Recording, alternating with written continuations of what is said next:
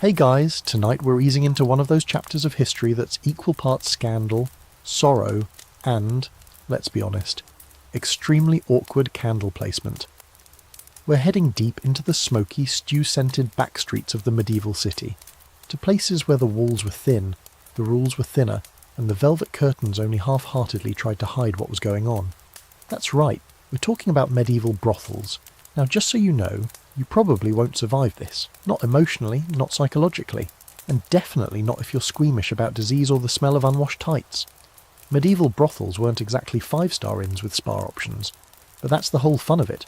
We're going to step behind the heavy oak doors and find out what really happened in these places that officially weren't supposed to exist, but somehow did. A lot. So, before you get comfortable, take a moment to like the video and subscribe, but only if you genuinely enjoy what I do here. And hey, while you're at it, tell me in the comments, what city are you watching from, and what time is it right now where you are? I promise I'll read them all, probably while lying in bed questioning the entire course of Western civilization. Now, dim the lights, maybe turn on a fan for that soft background hum, and let's ease into tonight's journey together. So, picture this, a flickering alleyway near the market square. It smells like overripe cheese and wet wool. There's a door painted with a subtle red streak, not enough to say brothel, but enough that if you knew, you knew. You push inside. Laughter echoes off the stone. There's a woman in a bright green veil beckoning from a staircase. A fire burns low. Somewhere upstairs someone groans, but not like in pain. Welcome to the medieval brothel. These weren't just dens of sin tucked into the shadows, they were institutions. Legal ones often. Taxed, regulated, and strategically placed near military barracks or pilgrimage routes. And here's the fun twist. They existed in a weird moral loophole where cities condemned prostitution in sermons, but quietly collected taxes from it behind closed doors. Imagine a town council wagging its finger by day and rubbing its hands together by night. That's basically it. Let's take the city of Toulouse, for example. In the 14th century, the city council passed laws requiring prostitutes to wear a specific striped hood. This wasn't about safety. It was so everyone could identify them and not accidentally sin. Meanwhile, the council directly profited from the very brothels these women worked in. Moral clarity? Not so much. Public sin, private profit. Brothels came in all sizes. There were massive city-sponsored establishments like the stew houses in London's Suffolk district, essentially sex malls with bathhouses attached. There were also little operations run out of someone's back room with a creaky cot and a pitcher of sour ale. But one thing stayed consistent. They were loud, chaotic, and deeply woven into the urban fabric. You'd hear them before you saw them. Music, laughter, the occasional drunken lute solo. And unlike the upper floors of noble homes where everything was candlelit restraint, brothels were garish. Think heavy perfumes trying to mask body odour, overly embroidered cushions and bizarre painted ceiling scenes of swans doing suspicious things. The decor was meant to distract from how cold the stone walls were and how scratchy the linens felt. The people inside, equally colourful. Brothel workers, known in various places as public women, amies amoureuses, or just single women, came from every background imaginable. Some had fled abusive homes, others had been sold into the trade, and a few, very few, actually chose it for independence and income. There's a historical debate still raging on that point. How much agency did these women really have? Some scholars argue brothels offered one of the only ways for women to earn money without a husband or male guardian. Others point to the systemic coercion baked into the very structure. Truth is, it depended on the city, the decade, and the individual. But here's a quirky side note. In certain cities, brothels had designated safe days. These were often during religious festivals where prostitution was temporarily banned, so naturally those were the slowest and most awkward days of the year. That said, loopholes always existed. In Avignon, brothels sometimes offered spiritual massage during banned periods. No, it wasn't that spiritual. As the night deepens, the space transforms. The clients trickle in, merchants, knights, scribes, even monks sneaking out in their woolen habits. Some are regulars, some are tourists, most are drunk. They haggle over prices in hushed tones, not because it's a secret, but because they don't want to look cheap. Upstairs, the real business unfolds, often with one eye on the door, and the other on the candle burning down too close to the thatch. And it's not just sex. In a strange way, brothels also offered something softer: conversation, laughter, music. For men who spent their days in violent, rigidly hierarchical worlds, this was a weird kind of freedom, even if they had to pay for it. One fact we know: medieval brothels had curfews. Workers were expected to be inside by dusk or face fines. City ordinances would specify when they could work, what they could wear, and where they could stand. It was micromanagement at its most hypocritical, especially from city leaders who often dropped by after meetings. And the irony didn't stop there. In some towns, brothel profits funded church repairs. You heard that right. Stained glass windows gleamed thanks to coin dropped on stained pillows. So, as we settle into the world behind those low-lit wooden doors, get ready. Because the deeper we go, the stranger, sadder, and more surprising it gets. There are dark corridors ahead, filled with hypocrisy, resilience, and more than a few silk garters. It's early morning now, and the brothel is strangely quiet. The fire's burned down to embers. The perfume has mixed into something that smells like mouldy lavender and regrets, and a few of the workers, still in half-rolled stockings, stumble downstairs in search of cold bread or a forgotten cider cup. You're still here, lurking in a corner like a ghost, watching the aftermath settle like dust. And maybe you're wondering, how did all this even become normal? Why would cities that claim to be godly, moral and upright allow these places to flourish just a short walk from the cathedral?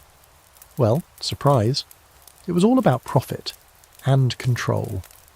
In a very medieval plot twist, cities figured out that while they couldn't stop people from sinning, they could tax it. And so they did, with astonishing efficiency. Let's take a closer look at one city that absolutely perfected the art of sinful capitalism: Nuremberg in the 15th century. Officials there ran what was effectively a municipal brothel. That's right. The city itself owned the building, hired the madam, and enforced the rules. The goal wasn't exactly charity, it was containment. Better to have sex work happening in a designated zone than have it spill into respectable neighbourhoods, or worse, result in affairs that complicated property rights. Gasp. Property was sacred after all. Prostitution was considered a necessary evil, something you tolerated to prevent worse outcomes, like, heaven forbid, adultery or monks seducing stable boys. So city councils set up red light districts. They made laws about how the brothel workers had to dress. They taxed their earnings and used the funds for very serious things, like bridge repairs and wall maintenance. Next time you admire the Gothic arches of some charming medieval town, just remember, it may have been financed by someone's drunken Saturday night.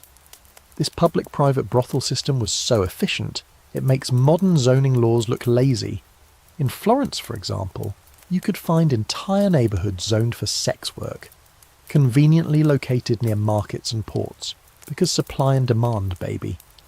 And if a brothel opened too close to a convent, well, that just meant the convent would petition for a bigger wall. There was a deep, quiet hypocrisy running through all of it. Publicly, brothels were condemned as moral cancer. Sermons railed against them. Priests warned of hellfire. But in back rooms, city fathers nodded along with madams over rent contracts and tax ledgers. It wasn't unusual for the same man who signed an order fining a prostitute to also be one of her clients, or her landlord. And then there were the sin taxes. These weren't just random fees. Cities created entire economic models around the earnings from brothels. In Paris, fines collected from sex workers helped pay for public fountains and sanitation, an ironic little cycle where women were punished and then funded the public baths they were banned from using. Here's a quirky side note. In some places, brothels were only allowed to operate on certain days of the week. Sundays were usually off limits, of course, because God was watching a little more closely then. But there were also weird regional customs, like in Bruges, where the brothel district had a curfew that started when the cathedral bells rang for evening prayer, unless, of course, the bell ringer was late, which he sometimes was, conveniently. And get this, some cities even hosted inspections. Officials would visit brothels to ensure they were operating morally. Imagine a bureaucrat with a wax-sealed clipboard checking bedsheets for appropriateness and making sure the music wasn't too seductive. That's the level of absurd micromanagement we're talking about. There's actually a real debate among historians about whether these inspections were legit governance or just a socially accepted excuse for voyeurism. I mean, how closely do you really need to inspect a feather mattress to confirm it's up to code? But the biggest reason cities loved brothels wasn't just tax revenue, it was control. Control over women, over the working class, over sexual behaviour itself. By forcing brothels into specific districts and subjecting workers to humiliating laws, like mandatory clothing or curfews, they reinforced social hierarchies. You knew who was in and who was out, who was respectable and who wasn't. And if a woman crossed that line even once, good luck ever getting back. And here's the thing. Once you were labelled a prostitute, that identity stuck like medieval mud. It didn't matter why you entered the trade. Maybe your husband died, maybe you were orphaned, maybe your dowry got lost in a fire. Once you were in, the system made sure you stayed there.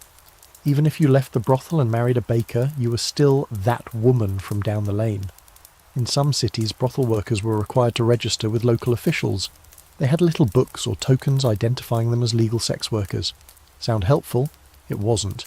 It made them easier to fine, track, and sometimes imprison if they broke a rule, like being seen outside their district without a chaperone. Yes, grown women had to ask permission to cross the city wall, but there were some surprising exceptions. In Venice, for example, courtesans, essentially high-end sex workers, could achieve celebrity status. They wrote poetry, hosted salons, and dressed like aristocrats. And while the city still taxed and regulated them, it also kind of admired them. There's a story about a Venetian courtesan named Veronica Franco who debated a bishop in public and won. So not all brothels were created equal. Some were grim little dens, others were decadent lounges where Latin philosophers recited sonnets after sex. Seriously. The contrast between those levels, the desperate workers in back-alley hovels and the silk-draped courtesans of the upper floors, reminds you how class ran straight through every part of this system. Even sex had a hierarchy. And we haven't even touched the fines yet. Oh, the fines. Workers could be fined for drinking too much, for wearing the wrong shoes, for laughing too loudly in public, basically existing. One city mandated that prostitutes wear bells on their clothing so good women could avoid them. Bells? Like cats or criminals. Try walking around your neighbourhood with a jingle collar and see how fast the HOA sends a letter. So the next time someone tells you that medieval people were all pure and pious, just remember, they were running government-funded brothels while sermonising against temptation, and they were very, very good at making money off things they pretended not to like. You step outside just for a moment into the wet cobblestone street, and the air smacks you with the smell of horse dung and boiled cabbage. A cat darts across the alley, chased by a rat the size of a goblet. You turn your head, and there it is, the infamous district, the one that even the priests mutter about under their breath while pretending to quote scripture. This is Southwark, just across the Thames from the heart of London, and if you're looking for medieval England's most open secret, you've found it. Southwark was the place. A red-light district before the term even existed. The king's men, the clergy, and peasants alike all knew what went on here. But the strange part, it wasn't technically under London's control. Southwark sat just outside the city walls, which meant it was governed by, you guessed it, the church, specifically the Bishop of Winchester. So while the bishop preached about chastity on Sunday, his office was collecting rent from brothels on Monday. The women who worked in Southwark's brothels weren't just prostitutes, they had a special title, Winchester geese. That's not slang, that's what they were officially called. Which, if you're thinking, wait, they named sex workers after birds? Yep. Exactly. It was a cruel joke and a way to dehumanise them. Goose was also slang for both disease and certain anatomical features. Bonus points for double entendre.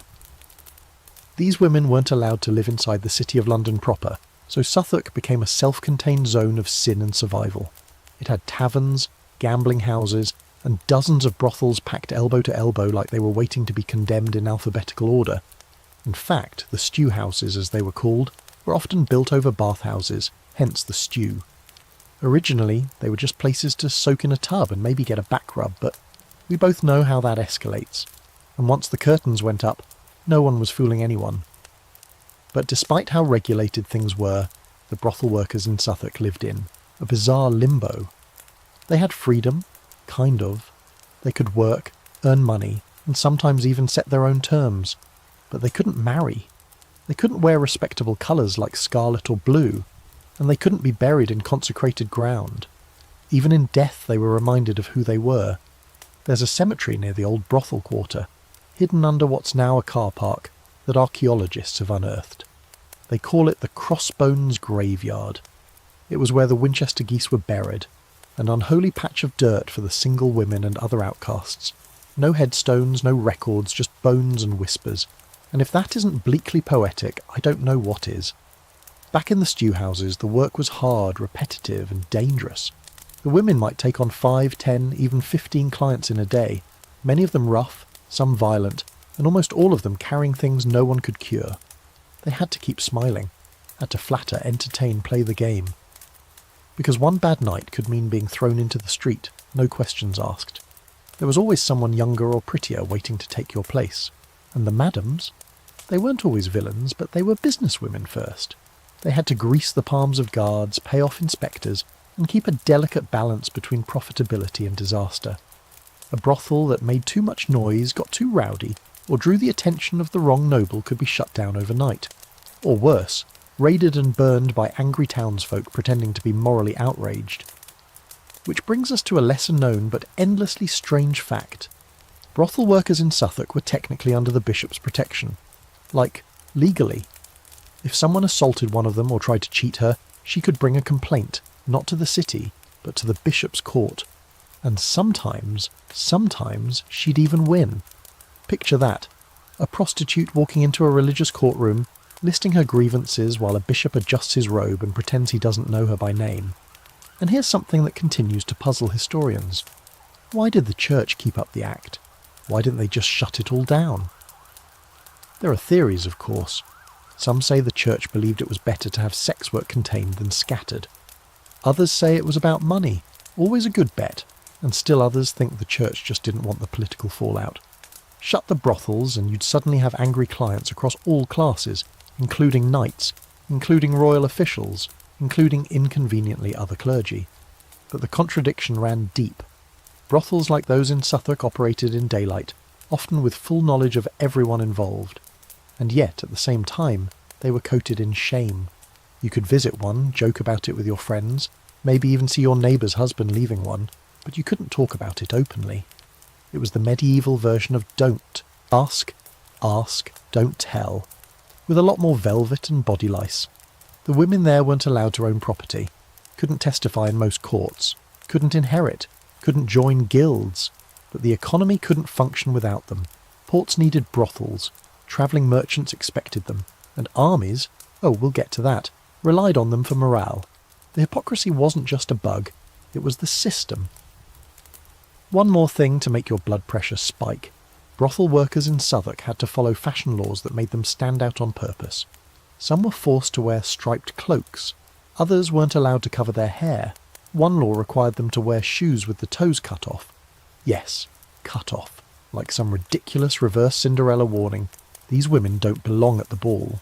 So next time you're in London, maybe walking near Borough Market or heading toward the Globe Theatre, just remember, beneath those cobblestones and hipster coffee shops lies a whole history of ghostly geese, medieval bathhouses and the strange half-legal world of regulated freedom.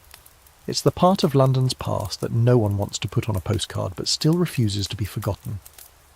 You sit quietly in the back corner of the common room as the last lantern sputters out and someone upstairs starts coughing again. The room is cold now, stripped of its earlier laughter and candlelit warmth, and the stone walls are once again just walls, not a stage for seduction, but a container for the reality underneath.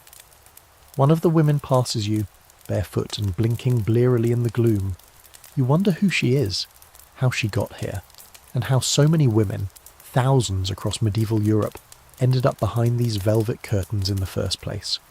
Let's start with the phrase, single woman, because that didn't always mean what you think it does.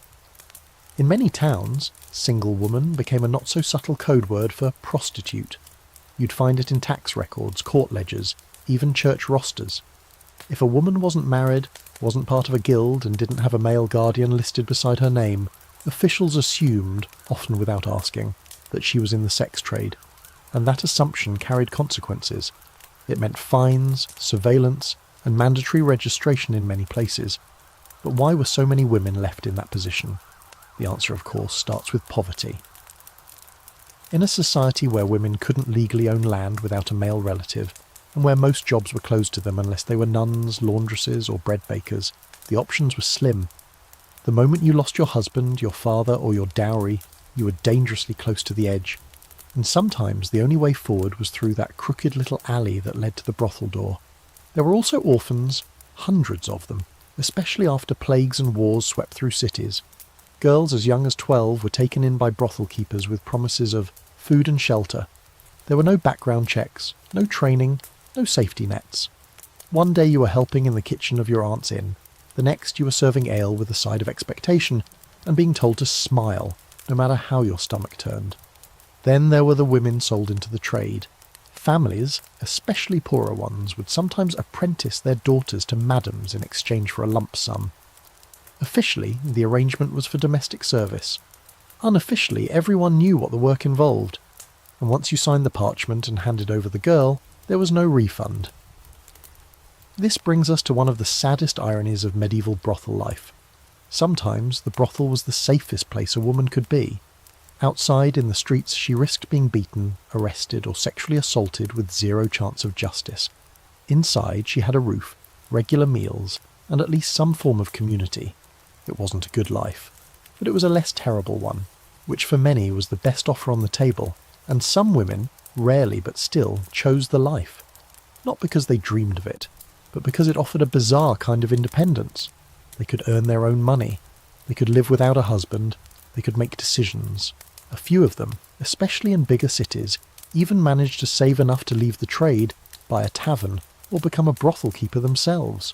They weren't respected, but they had leverage, and in a world built to deny women any power at all, that meant something. There's a debated case from 14th century Ghent where a woman named Elsbeth the Weaver voluntarily registered as a sex worker, not because she was desperate, but because she was tired of being paid pennies for her textiles. She figured if she was going to be exploited anyway, she might as well be in charge of the terms. Scholars still argue whether that counts as empowerment or just a sharper form of despair. Probably both. And it wasn't just the cities. In smaller villages, sex work took a different form. Less official, less organised, but just as common. A woman might take in guests to support her family after her husband died in a farming accident. Or she might offer companionship to travelling clerics who conveniently forgot their vows. These arrangements weren't labelled, but they were understood, and they often came with less protection than even the roughest brothel in town. Then there were the travelling workers, women who moved from city to city, sometimes under the guise of being seamstresses or musicians, offering their services at fairs, markets, or religious festivals. These were the clandestine sex workers, and they terrified authorities. Because unlike brothel-based workers, they weren't registered, weren't taxed, and couldn't be contained, which of course made them targets for harassment, arrest, or sudden disappearance. A quirky historical side note. In some cities, brothel workers had to carry tokens, badges, or ribbons that identified them as legal sex workers. These little markers served as both branding and control. No ribbon? You were breaking the law, but wearing the ribbon made you a walking target for every insult, grope, or street-level preacher with an opinion. It was the worst name tag ever invented. And still, despite everything, these women built small lives. They shared jokes in the dressing rooms. They watched each other's children. They learned tricks to keep clients from getting too rough or drunk. They had favourite songs, favourite perfumes, inside jokes, superstitions. Some of them scribbled poetry in the margins of old account books. Others kept pet birds in their windows, geese mostly, in a weird nod to their unofficial name. There are records of brothel women forming unofficial unions, banding together to protest a madam's abuse or demanding better pay from clients. These moments are fleeting in the archives, but they show something important. They weren't passive victims, they were survivors, sharp, stubborn, and often funny in the face of everything trying to crush them. But society didn't want to hear their voices. When they tried to leave the trade, they found doors slammed shut. Marriage? Only if the man was desperate. Honest work? Only if no one recognised them. Religious redemption? Maybe, if they cried hard enough and wore sackcloth for 5 years. And even then, someone would whisper behind their back, so here you are, still sitting in the quiet of the brothel, as the women begin to stir and stretch, and ready themselves for another day. You look around and the faces are different now, some younger, some older, all carrying the same weariness in their eyes. These are the single women of medieval Europe. Not saints, not sinners, just women who had no other choice, or who made a choice no one wanted to understand. The smell of frying onions wafts in from a nearby tavern, sharp and smoky in the morning haze. Someone singing off-key down the alley, and the sound of wooden shutters slamming open echoes between the damp stone walls. The brothel is waking up. But if you think the women here are running the show on their own, think again. Tonight, we're pulling back the curtain not just on the workers, but on the people behind the brothels, the ones who pull strings, balance ledgers, grease palms, and sometimes wear way too much velvet for someone who doesn't actually work in a bed. Let's talk about madams, pimps, and the delicate balance of power that held medieval brothels together like sagging thatch on a rainy roof. First off, the idea of a lone woman running a brothel isn't just legend, it happened. Especially in cities where brothels were legally sanctioned, a madam could have an actual contract with the city, rent from the church, and a business licence. Yes, a licence. Picture a scroll with wax seals that says, in ornate calligraphy, "You may now operate your house of ill repute on Church Street, provided you collect your taxes quarterly and don't set anything on fire." These women weren't amateurs. They were business managers, security supervisors, customer service reps, and, let's be honest, occasional bouncers. They hired the workers, made sure no one stiffed them on payment, and paid city officials their bribes. I mean, regulatory fees. Some madams even had lawyers. Imagine that meeting. "Your Honour, my client merely offered companionship and fine ale. Any moaning was purely theological." In larger establishments, madams often wielded serious influence. They knew who visited, who paid, who begged for credit, who cried afterward. That information was worth a lot. There are records of brothel owners selling gossip to city officials or threatening to reveal a noble's preferences if rent negotiations didn't go their way. If you're picturing a blackmail-powered Game of Thrones with fewer swords and more satin, yep, you're getting it. Now, not every madam had power. Some were just older workers who aged out of the trade and took on management because it was safer and slightly less exhausting. Others were barely scraping by, constantly dodging debt collectors and city fines. But the myth of the cruel, corset-wielding brothel tyrant, it's only half true. Many madams had to walk a tightrope every day, protect their workers just enough to keep things running, but not so much that they got accused of running a disorderly house. Because guess what? Disorder was bad for taxes, and then there were the pimps. Not all brothels had them, especially not the state-sanctioned ones. But where they did exist, their role was grim and simple: control. Pimps, usually men, weren't businessmen so much as enforcers. They kept workers in line with threats or violence. They extracted a cut from every transaction. And in cities where prostitution was illegal or underground, they often functioned as bodyguards and jailers rolled into one. The best you could hope for was one who kept you fed and didn't leave bruises. There are chilling records from 14th century Barcelona where women testified, under guard in court, against pimps who branded them, locked them in rooms, or sold them from one brothel to another. Some pimps ran brothels disguised as boarding houses with signs out front advertising laundry services or fortunes told. The authorities usually looked the other way, unless someone important got involved, which of course they often did. Here's where things get blurry. In some cities, men who ran brothels claimed they were protectors, not pimps. They argued they were just landlords offering security services. Never mind that their tenants weren't allowed to leave. This legal dodgeball went on for centuries and still confuses historians today. Was he a pimp, a manager, a landlord, or just a guy who liked hanging around a lot of open windows? No one can agree. But what they all agree on is this: brothel power structures were messy. They depended on fear, necessity, manipulation, and just enough kindness to keep people from running. Some madams ruled with iron fists and strict schedules. Others were more like mothers, tough, weary, and endlessly practical. They sewed torn dresses, taught younger women how to negotiate, and occasionally read fortunes when business was slow. There's a quirky historical moment from 15th century Prague where a brothel was run by a blind woman named Katka. She couldn't see her clients or her workers, but she had such a sharp ear for voices that she reportedly ran the house better than any sighted rival. She remembered every customer's preferences, debts, and gossip, and was rumoured to spot a fake coin just by touch. Scholars debate whether her story is myth or reality, but either way it tells you what mattered. Not beauty or brawn, but control. Because that's what madams and pimps had. Control over space, bodies, and, most dangerously, information.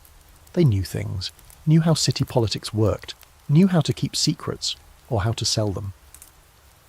In a world where priests and judges visited brothels as often as taverns, that knowledge was gold, or at least good for an extended lease.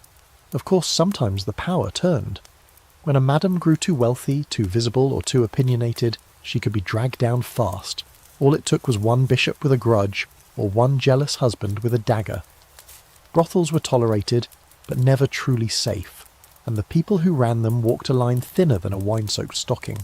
And let's not forget the clients in all this, because part of the madam's job was managing them too, making sure they paid, making sure they didn't get violent, making sure they didn't die in the middle of anything inconvenient. You laugh, but there's an infamous case from Paris where a nobleman actually expired mid-encounter, and the madam had to quietly roll him out the back door before the city watch arrived. The brothel was fined. The woman involved was blamed for unholy vigour. The dead man got a Christian burial. Medieval justice, ladies and gentlemen. So next time you picture a medieval brothel, don't imagine it as a free-for-all of sin and giggles. Think spreadsheets. Think bribery. Think tense negotiations over rent and velvet curtain cleaning fees. Think politics with perfume. And maybe raise an eyebrow at the idea that these women, and the people who managed them, were somehow unimportant. Because behind every knight's swagger and monk's sermon, there was often a brothel ledger, carefully balanced and quietly humming in the background. The sun's climbing higher now, pale and watery through a veil of soot and fog, and the streets around the brothel are getting busy. Merchants shout over wheels creaking across stones. Fishmongers display yesterday's catch like it's fresh. Church bells clang to remind you of your sins, and above it all, the brothel's windows creak open one by one, airing out the stale air of a long night. If you look closely, you'll spot something peculiar. Velvet drapes, bright ribbons, and a few lingering gentlemen adjusting their boots before slinking off. But what you don't see, the part hidden behind that facade, is the math, the logistics, the hard, grimy business of sex. Let's talk about the rates, the rooms, and the sheer reality of what was bought, what it cost, and why none of it smelled like roses. First up, prices. A night with a brothel worker in medieval Europe wasn't exactly cheap, unless you were in a hurry, in which case there were express options. The rate depended on your social class, the brothel status, and the time of day. In a top-tier London stew house, a full session with food and a bath might cost a silver groat or more. But in the seedier quarters of Prague or Marseille, you could bargain down to a handful of copper coins, maybe even pay in goods, like wool, salt, or, tragically, a really nice onion. Brothel menus, yes, actual menus, listed services and prices. Some were painted on the walls, others were written in crude rhyme and sung by children outside to draw in customers, because medieval life was nothing if not horrifyingly casual about things. For example, in 15th century Augsburg, a recorded price list offers a toss in the hay for the cost of one loaf of bread and a shot of schnapps. That's not romantic. That's just carbs and coping. Now let's talk about what that payment bought. There were levels. If you paid more, you got more privacy, better wine, and maybe even silk sheets. Though silk might mean the least stained sheet we have left. For lower-paying clients, it was usually a rough mattress on the floor or a shared bench with a moth-eaten cushion. No privacy, no comfort, just a candle melting too close to someone's elbow, and a madam tapping her foot outside the door, watching the hourglass. And the rooms? Don't let Hollywood fool you. These weren't candlelit love dens draped in rose petals. Most brothel rooms were damp, draughty, and filled with whatever furniture hadn't been stolen or broken. You'd find straw mattresses crawling with lice, threadbare curtains barely hanging on, and chamber pots that hadn't been emptied since the Feast of St. Blasius. If the bed wasn't broken already, it probably would be by morning, either from use or from some drunk tripping over it on the way to pee in a corner. Lighting was inconsistent. Candles were expensive, so many brothels relied on the small round windows cut high into the walls, called hag holes, to let in daylight. That meant no privacy from peeping neighbours or the occasional goose that wandered in. Some rooms didn't even have doors, just heavy woolen drapes, and the sounds. Let's just say you got used to hearing things you couldn't unhear. Now, let's address the hygiene situation, which was not great. Brothels, even the fancy ones, weren't exactly sanitary. Sheets were rarely washed. Water was reused in baths until it resembled soup. Workers did their best. They used herbs, vinegar rinses, and perfumes to mask odours. But there's only so much lavender can do when you've got 20 men a night and no running water. There are records from Lübeck and Vienna where brothel regulations actually required workers to bathe once a week. Once a week. That was considered progressive. They also mandated the use of clean linens and banned filthy straw, which raises a grim question. What exactly was filthy enough to be banned if all straw was basically shared with rats? Tooth care was equally minimal. People chewed parsley or fennel to freshen breath. A few brothel workers even rubbed crushed sage on their teeth or carried clove buds in their pockets. But when half your clients were missing teeth anyway, the bar wasn't exactly high. And let's not pretend the brothel experience was a spa day for the workers. Most of them dealt with injuries, bruises, scratches, worse, and there was little time to rest. You finished one client, wiped down with a wet cloth, maybe splashed your face with cold wine, and braced yourself for the next. No downtime, no sick leave, and if you refused too many customers, the madam might dock your pay or threaten to kick you out. Speaking of pay, most workers didn't get to keep much of what they earned. A hefty cut went to the madam, another to the city, via taxes, and sometimes a portion to guards or pimps for protection. That meant that for every silver coin earned, the worker might only keep a sliver. Enough for food, a bit of soap, and maybe a cheap ribbon from the market. And in case you're wondering, yes, medieval brothels had theft problems. Workers were robbed by clients. Clients were robbed by other clients. There are hilarious and sad court records of men complaining their boots were stolen mid-coitus, or waking up to find their purses gone. One man in Bruges even claimed his entire belt pouch and pants had vanished. The brothel madam insisted he donated them willingly. We'll call that a draw. Here's a quirky fringe fact. In some brothels, workers wore bells on their ankles, not just to advertise themselves, but to keep time. A certain number of rings per session, then the client had to pay again or leave. Like an old-timey version of a parking meter that jingled with every movement. Romantic, right? Historians still debate just how standardised this all was. Some say the brothel economy was shockingly organised, like mini-hotels with check-in hours, menus, and even loyalty perks. Others argue it was mostly chaos, held together by tradition and desperation. Truth is, it varied city by city, house by house. But what's clear is that nothing about the work was easy, glamorous, or remotely fair. So next time you walk past a posh velvet curtain in a modern hotel, remember the legacy behind it. The scratched floorboards, the creaky mattress, the broken latch, and the generations of women who learned to count coins by candlelight, stitched their own chemises between shifts, and tried, somehow, to keep a sliver of themselves safe behind the math of survival. It's late afternoon now, and the alley's a little less frantic. Shadows stretch across puddles, and the smell of roasting meat wafts in from a street cart you don't entirely trust. In the brothel, the workers are preparing for the next wave. Fresh linens laid out, or at least turned over. Bodices tightened, rouge dabbed on cheeks that have already seen too many customers today. It's almost time for the evening crowd, and with it comes a particular breed of customer. The medieval man, armed with coin, codpiece, and enough questionable hygiene to make your nose consider early retirement. Let's talk about the clientele. Who actually showed up to brothels? Short answer, everyone. Longer answer, merchants, knights, students, monks, fishmongers, stable hands, nobles in disguise, and the occasional overworked scribe looking for an evening that didn't involve parchment. Brothels were the great equalizers of medieval society.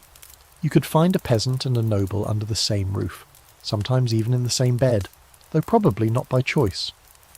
These men came in with expectations, fantasies of beauty, obedience, and a warm body that somehow knew exactly what they wanted before they said a word. What they got, more often than not, was a tired woman doing her best to stay awake, pretending not to notice the clink of coins being counted under the sheets. But the clients didn't care. To them this was an escape, an evening of release, where they didn't have to follow rules or answer to wives or clergy.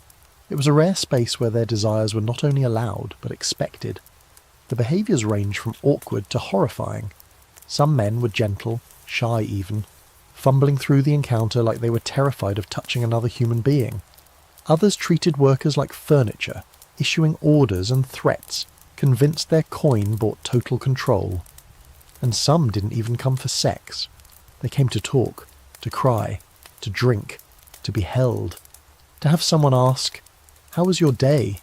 even if the answer was mumbled through wine-stained lips. There are records from Italian brothels where certain workers became popular simply because they were good listeners. Men lined up to tell them their troubles, about debts, feuds, marriage problems, or nightmares from the battlefield. These were sessions of tenderness masquerading as lust, and they left the women emotionally drained in a way physical labour never could. Still, sex was the main transaction, and it wasn't always straightforward. There were clients who had requests, positions copied from forbidden books, fantasies inspired by saints' paintings, don't ask, and elaborate scenarios that involved props, costumes, or questionable Latin phrases. Some workers played along, others rolled their eyes and went with it. You don't exactly get training for this kind of job. You just learn by doing and hope the props don't break mid-session. One of the more curious facts. The fear of disease was real, even for men who didn't fear much else. Medieval clients often arrived carrying herbal charms, St. Benedict medals, or bundles of rue to ward off illness. Some would drink potions before visiting, thinking it made them immune to the risks of sex. Others applied concoctions to their genitals, some of which included ingredients like garlic, lead powder, or mercury paste. Side effects included pain, boils, and death. But hey, anything to keep the groin demons away. Despite the risks, the fear wasn't enough to keep them away, and most didn't practice anything close to what we'd call safe sex. Condoms, if you could even call them that, were rudimentary, made of linen soaked in vinegar or oiled sheep gut. They were expensive, uncomfortable, and rarely used unless a client was especially paranoid or unusually well read. Mostly, protection came down to prayer and denial. And speaking of sheep gut, here's a fringe detail for your nightmares. Some brothel workers developed their own protective techniques, including using sponges, wads of wool, or even specially carved wooden plugs. They didn't have much science to go on, but they had a lot of motivation to not die from someone else's bad decisions. There's also an open debate among scholars about how much clients truly understood the risks. Some argue that knowledge of disease, especially syphilis, was widespread by the late Middle Ages, and men just didn't care. Others suggest that people blamed symptoms on curses, bad air, or punishment from God, not physical transmission. The truth is probably in the middle. Most clients didn't know the specifics, but they knew something was dangerous. They just figured it wouldn't happen to them. Class played a role in how clients behaved too. Nobles could pay for more privacy, better wine, and more discreet arrangements. Some brothels even had secret entrances for wealthy men who didn't want to be seen by neighbours, or, worse, their wives. There were nobles who kept long-term arrangements with a single brothel worker, essentially turning her into a mistress with a house, stipend, and exclusive rights. Others treated brothels like taverns, strolling in, demanding attention, and throwing money around to prove they were important. And then there were the university students. Oh yes, young, loud, badly shaved, and convinced they were philosophers. They flooded brothels near colleges, often in groups, drunk off cheap wine and eager to quote Aristotle while untying their boots. In Paris, Oxford, and Bologna, records show brothel disturbances caused by scholars who refused to pay, tried to steal curtains, or challenged other clients to duels over everything. If anyone deserved to be banned, it was them. But their parents had money, so they were always welcomed back. Despite the chaos, most brothels tried to maintain some form of order. Clients who got violent might be banned, or at least charged extra for the damages. Drunkards could be tossed out into the street by guards, or if the brothel was connected to city officials, taken to the stocks. Some madams even kept client blacklists, though enforcing them was difficult when coin was short. It's easy to imagine the clients as villains, and often they were.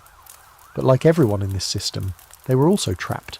Trapped in social roles, marriages without affection, rigid expectations of masculinity, and a culture that taught them desire was dirty but unavoidable. Some were cruel, others were just lost. So when you picture that brothel window creaking open at dusk and the first customer stepping in, cloak drawn, hat low, eyes darting, know this: he's not just buying sex, he's buying escape. From poverty, powerlessness, piety, or pain. He's bringing in his shame and secrets, and he's hoping they'll disappear behind the curtain. They won't. But for a few silver coins, he'll pretend they do. The light fades faster now, casting long, sharp shadows down the alleyways as the city eases into night. Inside the brothel, candles are lit, the scent of beeswax mingling with stale wine and perfume trying too hard. There's a nervous energy in the air tonight, like everyone's waiting for something, or someone to go wrong. And it's not paranoia. It's a deep, familiar hum of dread that creeps under the skin of every worker in the house. Because if there's one thing scarier than a drunk noble, it's disease. And if you're a medieval brothel worker, it's not just illness. It's stigma, exile, and sometimes death. Tonight we're diving headfirst into one of the most horrifying corners of this world. The health systems, if you can call them that, designed to manage the chaos of sexually transmitted diseases. We're talking about regulation, suspicion, herbal guesswork, and leeches. Lots of leeches. First, the basics. Medieval medicine didn't understand germs. People thought diseases came from bad humours in the body or from miasmas, foul-smelling air. You didn't catch a disease from someone else. You caught it from the air they had corrupted with sin, lust, or maybe just garlic breath. This misunderstanding meant that even when the spread of diseases like syphilis and gonorrhea became obvious, no one knew exactly how it was happening, but they knew where, and fingers pointed, fast and hard, at brothels. By the late 14th century, cities like Florence, Nuremberg and London had started to create laws aimed at containing venereal disease, not by treating it, not by helping the women. No, the idea was to control them. Health inspectors were introduced, usually men, usually unqualified, to conduct weekly visits to brothels and check workers for visible signs of infection. Swollen sores, strange rashes, too pale or too flushed. You might be sent to the town hospital or locked up in a leper house until someone decided what to do with you. Spoiler, that decision rarely favoured the patient. Imagine standing half naked in front of a city clerk who's never treated anything more complex than a broken toe, while he squints at your body and announces your future. It wasn't medicine, it was theatre. Cruel, uncomfortable theatre with terrible lighting and no dignity. And don't think for a second these inspections were done privately. There are records of women being examined in front of male officials, apprentices, and even curious local youths who wanted to learn about disease. If you felt shame, that was your fault. If you screamed, someone made a joke. If you protested, you were fined. But wait, it gets worse. If you were found to be infected, even without symptoms, your belongings could be seized. You might be quarantined in a pest house, which was less hospital and more rotting barn full of despair. You wouldn't be allowed visitors, wouldn't be paid and wouldn't be trusted again, even if you recovered. In some towns, like Cologne, you'd be branded with a hot iron. A literal mark, just to let everyone know that you had once been unclean. No antibiotics, no privacy, no compassion, just superstition and punishment wrapped in a robe of sanctimony. Here's a fringe detail for your inner historian. One brothel in Lübeck actually published its own guidelines for cleanliness, including the use of vinegar-soaked cloths between clients, mandatory foot washing, and designated linens. The madam who enforced these rules was rumoured to have a better survival rate than the city infirmary. Of course, she was later accused of witchcraft because apparently basic hygiene was suspicious. And yes, there were attempts to treat STDs, with herbs, potions, bleeding, and the occasional horrifying ointment made from animal fat, sulphur, and something referred to ominously as blue mineral. One popular remedy for syphilis involved mercury, rubbed into the skin or ingested in small amounts. It caused hallucinations, organ damage, and sometimes a spectacular death by internal liquefaction. But for a while, it was the gold standard. Imagine having an itchy rash and being told to drink a heavy metal.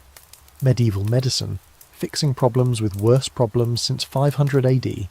There's an ongoing debate among scholars about when syphilis actually arrived in Europe. Some claim it was imported from the Americas after Columbus's voyages, making its first terrifying appearance around 1495. Others argue it existed in a different form long before that, just misdiagnosed or hidden behind euphemisms like the French disease, the Neapolitan affliction, or, my personal favourite, the burning joy.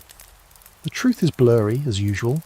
Records are vague, symptoms were inconsistent, and nobody really wanted to write down that they died crotch first. What's not debated is how the blame fell, hard, on brothel workers. They were the first accused, the first punished, and the last helped.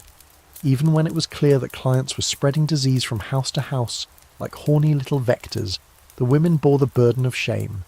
Some cities even passed laws stating that any brothel worker with visible signs of illness had to wear a bell in public. Like they were dangerous animals, or ghosts, or both. This stigma spread fast. Landlords refused to rent to brothel workers. Markets banned them from buying produce. Healers sometimes turned them away, claiming they were too sinful to be saved. And while male clients were occasionally mentioned in city health records, they were rarely punished. One Vienna court case from the early 1500s documents a nobleman who passed a burning affliction to 14 women in 1 month. His punishment? A fine. Her punishment? Eviction, branding, and exile. And let's not pretend these policies worked.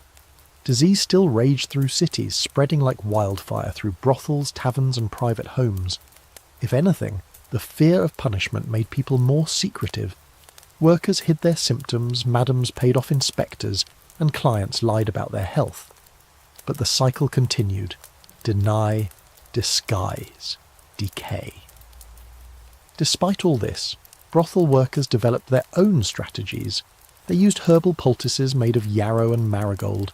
They shared information, what rashes to watch for, what fevers came next, what herbs reduced pain. Some even practiced forms of rudimentary condom use, or timed their sick days to avoid dangerous clients. It wasn't perfect, but it was knowledge passed woman to woman, beneath the radar of the very officials who claimed to be protecting them. And in the midst of this chaos, the brothel endured. Because there was money to be made. Because the demand never stopped. Because despite the fear and the scars and the slow march of disease, the system kept turning, and the women inside had no choice but to turn with it. The bells chime vespers in the distance, echoing across the rooftops like some divine reminder that the day is winding down, and that you probably haven't confessed your sins in a while. But here in the brothel, those bells barely register. The women keep working, the madam keeps counting. And just beyond the thick wooden door, a familiar silhouette steps into the candlelight. Robes, hood, sandals, a small well-worn satchel with something suspiciously like a flask tucked inside. That's right, it's a clergyman. Again, if you think medieval priests, monks and friars kept to their vows like saints on parade, well, that's cute. But no, the historical record is riddled with stories of clergy frequenting brothels, sometimes as customers, sometimes as landlords, and occasionally as both. So tonight, let's talk about the extremely uncomfortable marriage of piety and pleasure. Because what happened when the men of God wanted a little taste of sin? They didn't pray it away, they paid. The hypocrisy is staggering but not surprising. The church preached chastity, condemned lust, and claimed the moral high ground on all things carnal, but it also existed within a world that ran on very human appetites, and brothels, despite being officially frowned upon, were often located disturbingly close to monasteries, convents, and cathedrals. Coincidence? Sure. And I have a plague cure made of wet moss to sell you. Some clergymen came in disguise, others didn't even bother. In Avignon, where the papal court had its temporary headquarters, the city's brothel district was notorious for welcoming priests. There are letters from bishops complaining about monks dragging women into their cloisters, not metaphorically, literally. The line between sacred space and rented mattress was, at best, porous. A notorious example comes from 14th century London, where an Augustinian friar was caught in a brothel during Lent, claiming, get this, that he was there to offer confession to the fallen. He was reportedly naked at the time. When asked about this discrepancy, he insisted the woman he was visiting was in great need of spiritual relief. Interpret that as you will. But it wasn't always secret. In some cases, the church directly benefited from prostitution. The Bishop of Winchester, as we've mentioned, owned much of the Suffolk district and collected rents from the brothels there. These weren't one-off arrangements. They were formal, contractual, and very lucrative. Some brothels even paid a yearly fee to the local parish to remain in good standing. An ironic phrase, if there ever was one. This contradiction, moral condemnation on paper, indulgence in practice, has baffled historians for centuries. Was it institutional blindness? Cultural convenience? A case of do as I say, not as I do on a divine scale? The answer seems to be yes to all of the above. And clergy weren't just clients. In some towns they were silent partners. A monk might inherit property from a dying relative and lease it out as a brothel. A priest might collect rent from a building that happens to house 12 women and a large number of unclaimed shoes. One account from 15th century Cologne describes a priest who rented an upper floor to a madam, then charged extra for using his private backstair. Entrepreneurial spirit? Blasphemy? Again, yes. But this wasn't without risk. Church laws technically prohibited fornication by clergy. If caught, the consequences range from penance and fines to excommunication. But in reality, most were quietly moved to another parish, or told to pray harder, or, in the worst cases, promoted if their sins weren't too public. After all, losing a good tithing priest over a few evening indulgences just didn't make sense for business. Still, scandals erupted. In Florence, a Dominican friar was accused of fathering 6 children with a brothel worker he visited weekly. When questioned, he claimed she was a blessed temptress sent to test him. That argument didn't hold up in court, but it did earn him a footnote in several heresy trials. And let's not forget the whispers about Pope Alexander VI, whose appetite for pleasure became so notorious that some reformers wanted to shut down all brothels just to stop him from showing up. There's a fringe but fascinating tradition in medieval Spain where certain monasteries kept penitent houses, supposed safe spaces for women leaving prostitution. These were, in theory, charitable institutions. In practice, many doubled as places where clergy kept their own concubines under the banner of spiritual rehabilitation. The paperwork said salvation. The bed linen said otherwise. Meanwhile, sermons against prostitution continued. Priests stood in pulpits, condemning the very sins they'd committed hours earlier. And the public? They knew. Everyone knew. But as long as the clergy performed the sacraments, kept the churches open, and didn't get caught with their trousers actually down mid-mass, people looked the other way. A soul needed saving, after all, and the line to heaven was long enough without making enemies out of your confessor. And the women? They played along. Some feigned innocence. Others leaned into it, offering blessings with each visit, calling their clients father, with a wink that could curdle wine. For some, clergy made for safer customers, wealthier, less violent, more predictable. For others, they were just another hypocrisy to endure. A man in robes was no different from a man in armour when he climbed the stairs. There's an open scholarly debate about how much the church really knew about all this. Some argue that bishops turned a blind eye only when it suited them. Others suggest the church's moral framework was so flexible that its leaders genuinely believed they could sin in the flesh while remaining holy in spirit. A sort of divine loophole. It's hard to say. But the receipts don't lie, and those receipts were often signed in wax by someone who also offered last rites. By the end of the night, the clergyman you noticed earlier leaves quietly, face hidden beneath his hood, coin pouch a little lighter. He doesn't look back. He probably has prayers to lead at sunrise, maybe a sermon to write, one that starts with, "Beware the temptations of the flesh," delivered with full conviction and just the faintest scent of rose oil still clinging to his sleeves. The fire crackles low in the hearth, casting long, flickering shadows that dance up the cracked stone walls like ghosts trying to reenact old mistakes. The air's heavy with incense and sweat, and there's a book, yes, a real book, resting open on a corner table. Not a Bible, not a ledger. This one's different. Its pages are worn, its ink faint, and its drawings, well, let's just say they're not exactly suitable for a Sunday sermon. Tonight, we're stepping into the hidden shelves and secret drawers of the medieval brothel to explore a world of erotic manuals, aphrodisiacs, superstitions, and deeply questionable medieval sex science. Because believe it or not, brothels weren't just about doing, they were about learning, about teaching even, and not in a classroom way. More like whispered tips, drawings passed between friends, potions boiled in a back room, and the occasional sketch that looked suspiciously like 2 goats but was meant to be instructional. Welcome to the strange, awkward, and sometimes hilariously inaccurate sex ed of the Middle Ages. Let's start with the forbidden books. Most were handwritten. passed secretly from hand to hand, often in Latin or the local vernacular but buried beneath euphemism. These weren't just crude doodles for fun, though, trust me, some absolutely were. They were attempts to explain sex, to map out positions, techniques and ideas of pleasure, in a time when even saying ankle too loudly could cause a scandal. One of the more infamous examples was a manuscript known by modern scholars as the Speculum Alfoderi, roughly translated, The Mirror of Copulation. A charming title, truly. It included illustrated sexual positions, some practical, some bordering on acrobatics, and commentary that tried, with mixed success, to combine pleasure with piety.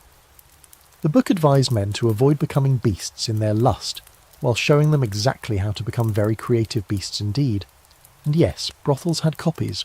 Not all, but some, especially the better-funded ones with more literate madams. These books were used for training, for inspiration, and occasionally just for a laugh. Some workers memorised a few moves to please more particular clients. Others made up new ones on the spot and joked about naming them after saints. Because why not bring St. Ambrose into this? He'd love that. Alongside the manuals were love potions and aphrodisiacs, sold under the counter or brewed by local herbalists with very flexible ethics. Most were made from herbs like damiana, fennel, mustard seed and nettle. Some included ground animal parts, deer testicles for instance, or exotic spices like saffron and cinnamon, which were believed to heat the blood. The logic was, if it made you sweat, it must awaken your desire. Science? Did they work? Sort of. Maybe. Occasionally. Honestly, most of them probably just gave you a rash or made you vomit. But the placebo effect is powerful, and in a world where sex was wrapped in fear and shame, a little liquid courage, whether it worked or not, felt like magic, and there was actual magic too. Superstition ran deep, especially around sex. Brothel workers tied herbs above the door to ward off evil spirits. They wore talismans to protect against infertility or infection.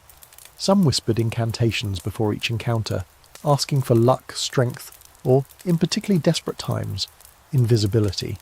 Can't hurt to ask. One of the strangest practices involved beans. Yes, beans.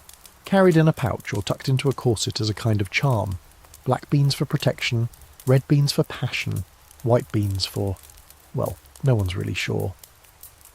The origins of the practice are murky, but records from French and Spanish brothels show women listing magic beans in their personal inventories. Maybe they worked.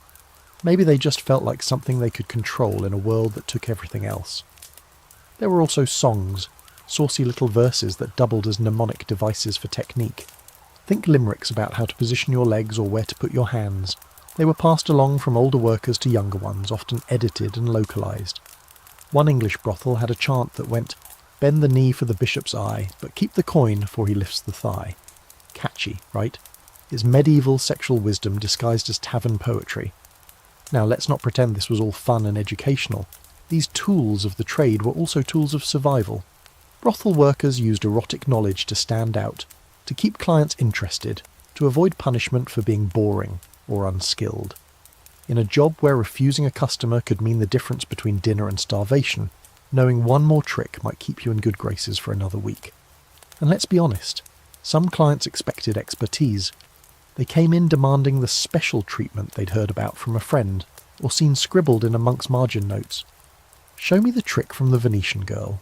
Do the thing with your ankle and the candle.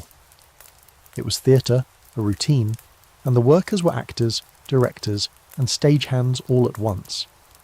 This brings us to a scholarly debate that still circles like a pigeon at a city square. How much of this erotic knowledge was actually empowering? Were these women reclaiming some agency through technique and knowledge? Or were they simply adapting to survive under impossible conditions? The answer predictably is both. You can be a victim of a system and still become brilliant at navigating it. And sometimes, that brilliance looked like a hastily drawn diagram of something that might qualify as illegal in at least 3 kingdoms. There are also reports, rare but telling, of brothel workers refusing certain acts. Too dangerous, they'd say, or not decent. And yes, there was a hierarchy even among sin. Certain positions were seen as wifely, others as disgraceful, and some as just not worth the backache. Workers had their boundaries, and while those weren't always respected, they were real. and enforced with sarcasm, negotiation, or in some cases a well-aimed boot. So tonight, as the brothel hums back to life, with wine flowing and windows glowing, picture that little book on the table. Picture the herbs hanging in the corner. Picture a woman laughing as she folds a cloth into a shape meant to teach an apprentice something that probably shouldn't be taught with a napkin. It wasn't glamorous, it wasn't clean, but it was clever, and for many it was the closest thing to power they had. It's deep into the night now, the hour when the fire has burned down to lazy red embers, and the streets outside the brothel are still. Too still. The drunks have passed out, the last of the customers have stumbled home or curled into borrowed corners upstairs, and downstairs in the kitchen, a woman scrubs the same cup she's already cleaned 5 times. Everyone's waiting for dawn, but inside one of the rooms, behind a velvet curtain that doesn't quite reach the floor, something darker has played out, something you won't find listed on the brothel menu or whispered about with the usual jokes. Because this next part, it's not funny. It's about obsession, purity, and the brutal price paid by anyone born into the myth of the virgin.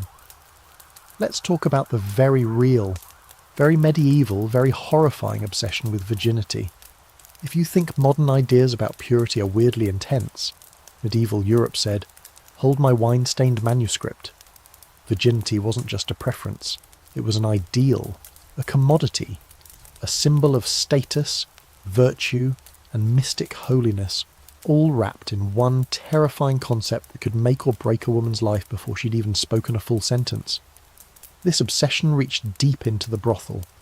You'd think, logically, a brothel wouldn't concern itself with something as contradictory as virginity. But oh, it did. Because clients wanted it. Badly. And they were willing to pay absurd amounts for it. Some paid enough to keep a woman fed for months. Others offered land, horses, even political favours, just for the illusion of deflowering a pure girl. And here's the bleak twist. Brothels provided. They offered virgins to high-paying clients.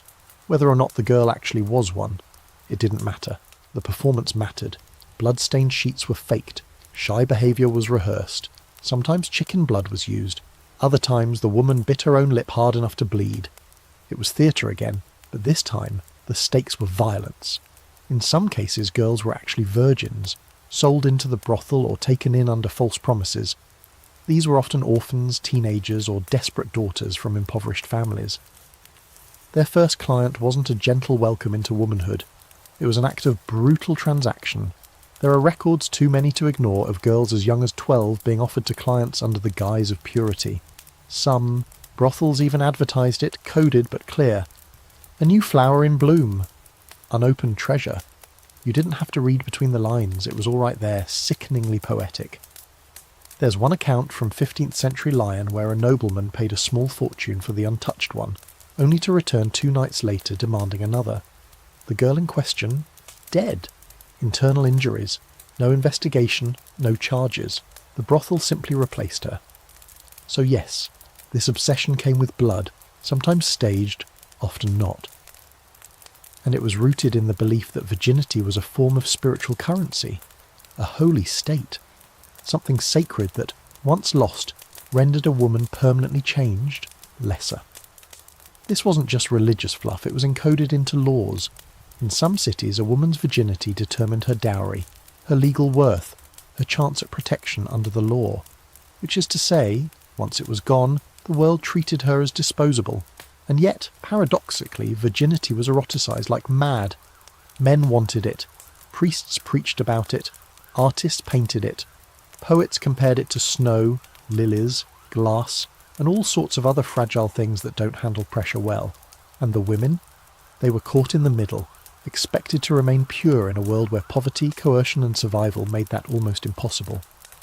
Even within the brothel, hierarchy played out along this line. Younger girls, especially those perceived to be virgins, could demand higher prices. Older women were pushed to take more clients for less pay, and once you'd lost that first-time value, whether truly or just in perception, you slipped down the ladder fast. There's a fringe belief that some brothel workers tried to restore their virginity using herbal poultices or mechanical tricks. One recipe from Venice included egg whites, crushed rose petals and goat's milk, applied with fingers crossed and a lot of wishful thinking. It didn't work, obviously, but the hope behind it, that maybe you could go back, reset the clock, be seen as valuable again, is heartbreaking. Meanwhile, some clients weren't just obsessed with purity, they were obsessed with violating it. There's a darkness here that no candlelight can soften. For certain men, especially those in power, the act of taking virginity wasn't about sex at all. It was about domination, a show of control, the idea that they could purchase what others revered. There are accounts of kings sending trusted men to locate virgins for their entertainment. These weren't romantic trysts. They were calculated, often violent and entirely one-sided. And if the woman resisted, that wasn't seen as a red flag. It was part of the performance. A reluctant virgin was more prized than a willing one.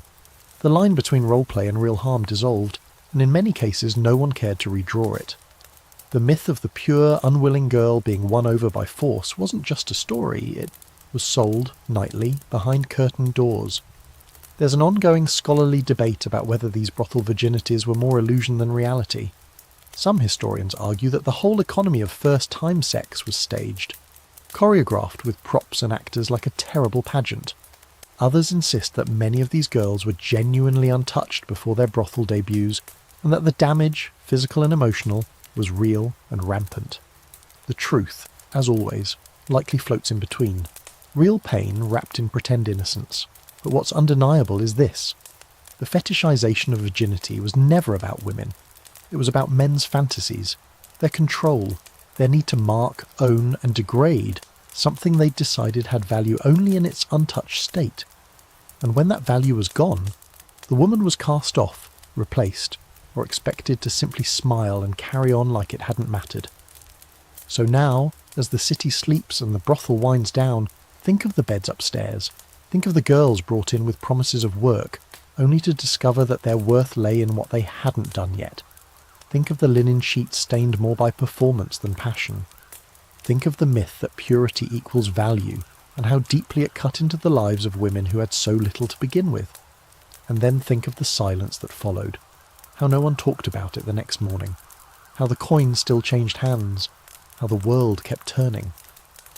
The grey light of morning creeps in again, painting the floorboards with streaks of ash and lemon. The brothel is quiet, eerily so. Upstairs, someone coughs behind a closed door. Downstairs, a broom drags half-heartedly across last night's footprints. And in the back room, one of the girls is sitting with her knees pulled to her chest, not crying exactly, but not blinking either. There's something hollow behind her eyes that wasn't there yesterday. You've seen it before, you'll see it again. Because for all the chaos, commerce and ritualized sin of medieval brothel life, there was another undercurrent running quietly and violently beneath it all. The threat and sometimes the presence of queerness.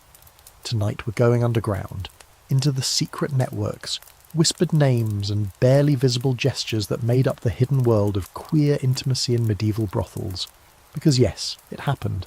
Same-sex desire, gender non-conforming identities, and all the messy, beautiful, terrifying expressions that didn't fit into the clean boxes of man and woman, client and worker, husband and wife.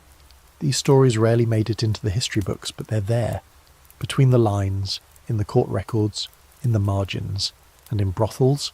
Sometimes they hid in plain sight. Let's start with the women. Not every relationship in a brothel was about male clients and female workers.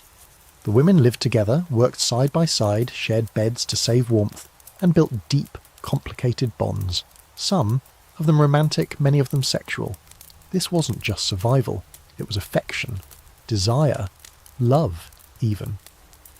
There are letters, scattered, rare, precious, between brothel workers that speak of longing and jealousy, promises and secrets.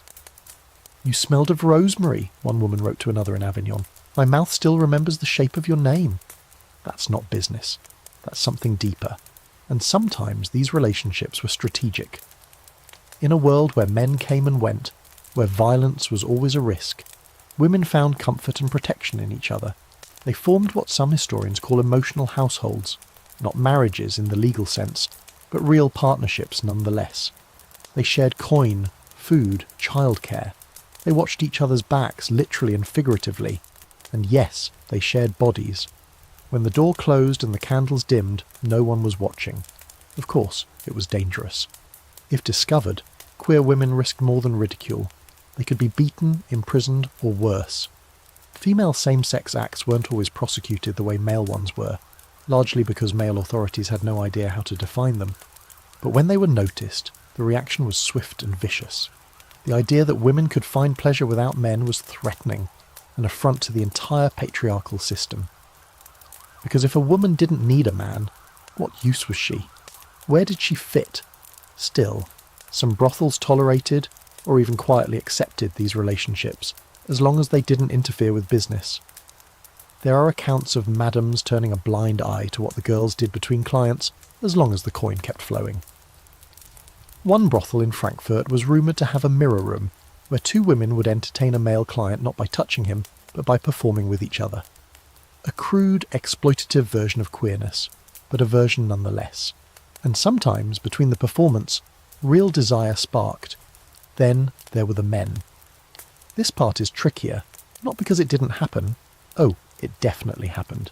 But because the consequences for same-sex male intimacy were harsher, and so the records are buried deeper. Still, they exist. In cities like Venice, Florence, and Paris, brothels served as meeting places for men who wanted sex with other men. Some disguised themselves as regular clients, others came to negotiate behind closed doors, and some brothel workers, particularly younger boys or androgynous-presenting individuals, catered specifically to them. Let's be clear, many of these boys were coerced, exploited, or trafficked. They were often kept in hidden sections of the brothel, passed off as errand runners or entertainers. The line between survival and exploitation was razor thin. But not all encounters were purely economic.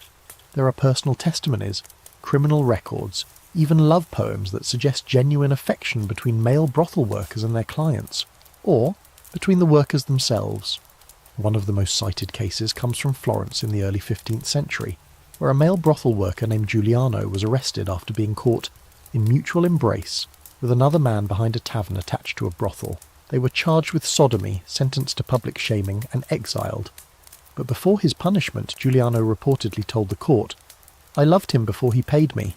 The coin only gave me permission."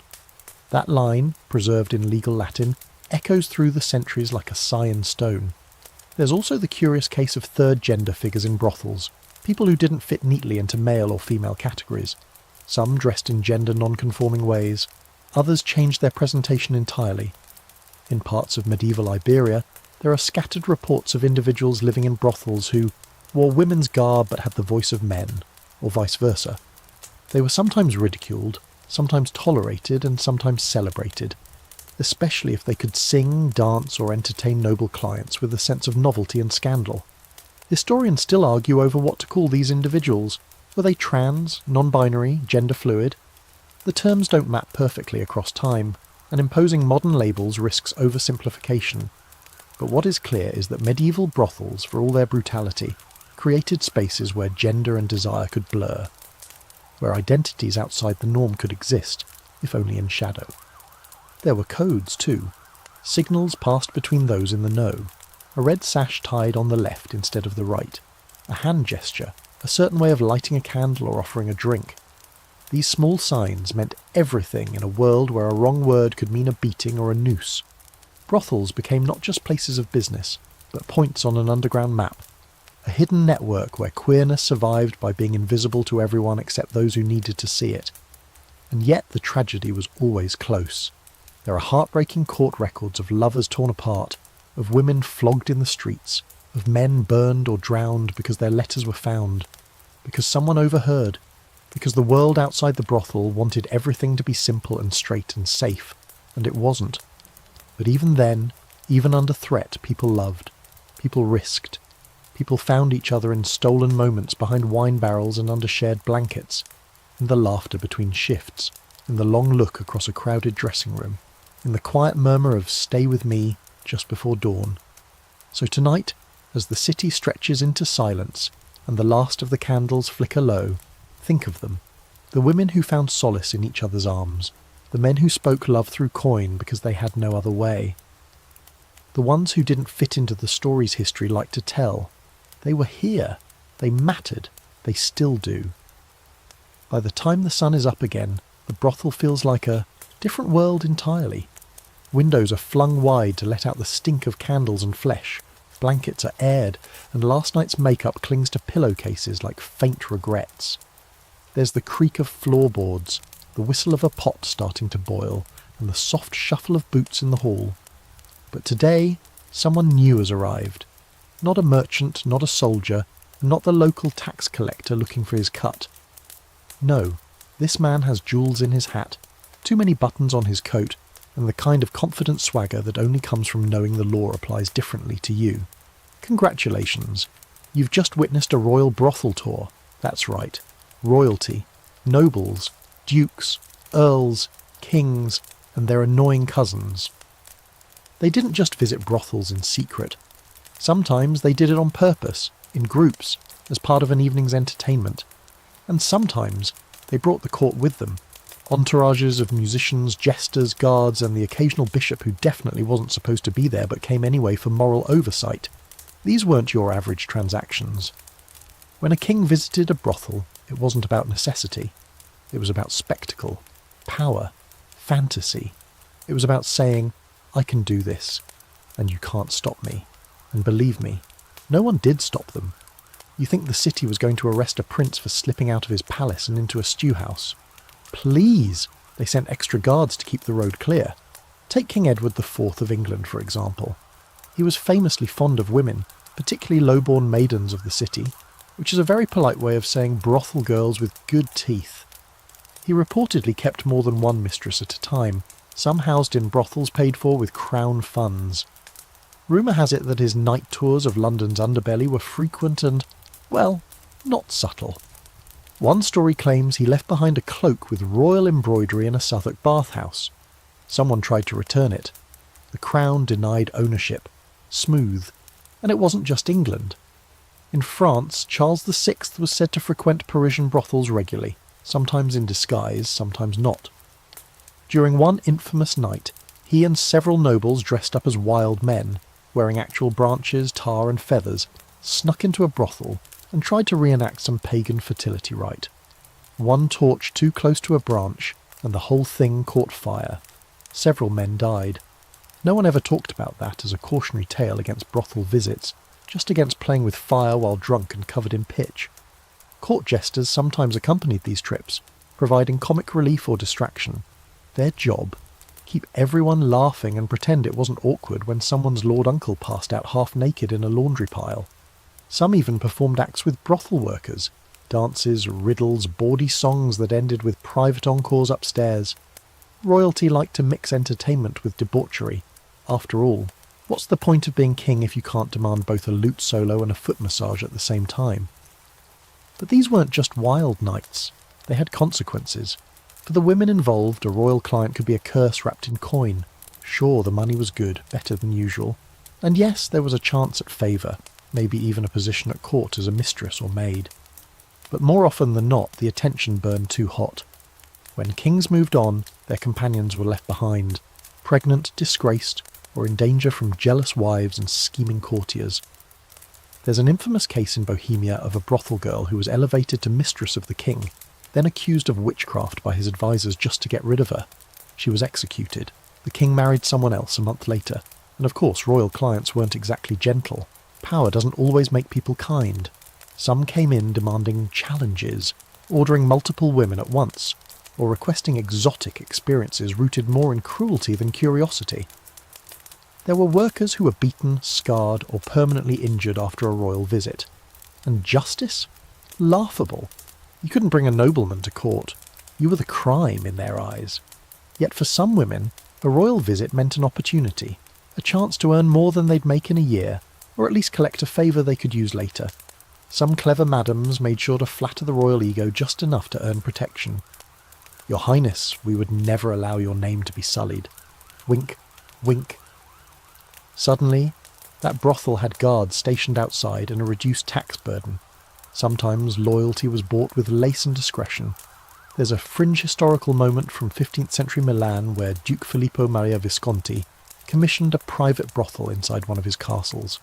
It had themed rooms, rotating staff, and even a menu written in Latin for elegance. One of the rooms was called the Room of Silence, where guests were required to act out their desires without speaking. Some historians say it was about power. Others say he just didn't like small talk. Who knows? What we do know is that brothels near royal courts were often controlled by royal insiders. A noble cousin might invest in one. A former mistress might run one, her debts paid off by some grateful baron.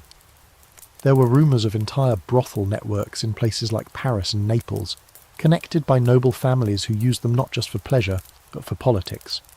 Because yes, sometimes the royal brothel visit wasn't about sex at all. It was about alliances, quiet deals, blackmail.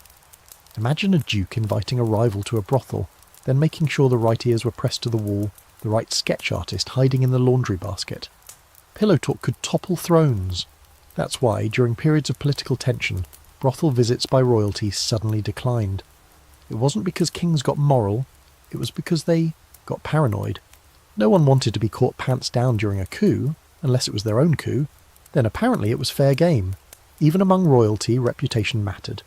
A king who visited too many brothels risked scandal. One who never visited at all risked suspicion. Some rulers, especially in religious countries like Spain, took great pains to keep their activities secret. Others leaned into it.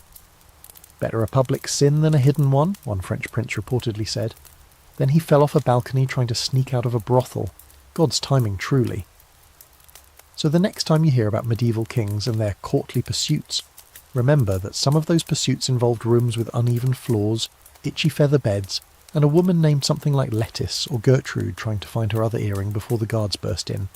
Because when it came to brothels, royalty wasn't above the game. They were the game, and everyone else just tried not to lose. It's another quiet morning after a very noisy night, and the brothel feels tense. Not the usual hangover and laundry kind of tension, but something sharper. The workers glance at each other a little too quickly. One of them has a fresh bruise under her eye that no one asks about. And the madam? She's already pulled out the special bottle she keeps under the counter, the one she only touches when things get messy. Because while brothels might seem like chaos contained, there's a more secret layer to them that most people don't see. Under the wine and perfume, past the velvet curtains and coin-stuffed drawers, lies something much colder, much smarter, and much more dangerous. Intelligence. Not the IQ kind, the espionage kind. Tonight, we're diving into the brothel as a spy hub. Because yes, sex, gossip and treason have always gone together like candles, wine and regret.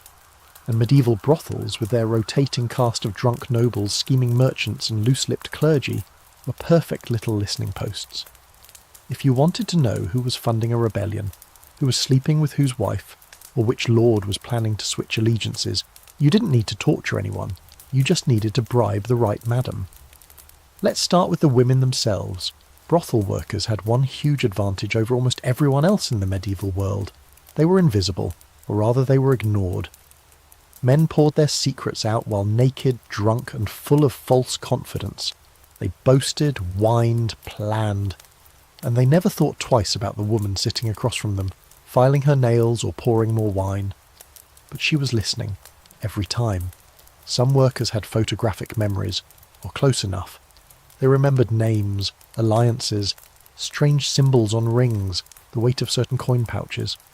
Others knew how to tease information out gently. "Why don't you tell me about your voyage, sweet lord? What were those letters your servant carried? You looked upset when you arrived? Care to talk about it while I braid your hair?" It didn't feel like interrogation. It felt like flirting. That was the genius of it. And behind them stood the madam, collecting these fragments like breadcrumbs. The smart ones kept ledgers that doubled as blackmail dossiers. Who visited? What they said? What they paid? What they asked for? One whisper here, one letter there, and suddenly she had the kind of leverage that even bishops couldn't ignore. There's a well-documented case from 14th century Florence where a brothel madam named Tessa di Gaeta was arrested. Not for running an illegal house, but for possessing coded letters linked to a noble uprising. During the trial, she claimed she didn't understand what the letters meant, but under pressure admitted she'd passed them on to a foreign visitor in exchange for gold. Spy? Informant? Pawn? Hard to say.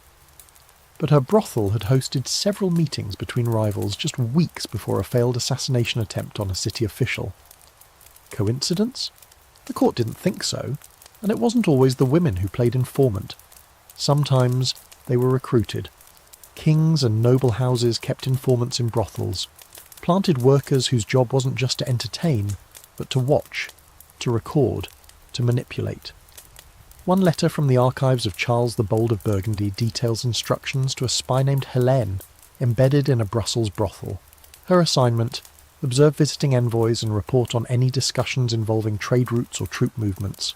Her cover: charming and discreet with preference for noblemen. A classic. But the game didn't stop at listening. Sometimes brothels were used to plant information. Say you want a rival lord to be exposed as disloyal. Easy. Get one of his spies drunk in a brothel, let him overhear a stage conversation about a fake plot, and wait for the information to reach the wrong ears. It was disinformation by candlelight. Pillow talk turned into political traps. Jesters, too, played a role. Though mostly seen as clowns, court jesters often doubled as informants. They went where the nobles went, heard what others didn't, and reported back to their patrons with jokes laced in meaning. And when a jester joined a nobleman on a brothel visit, it wasn't just for laughs. He watched.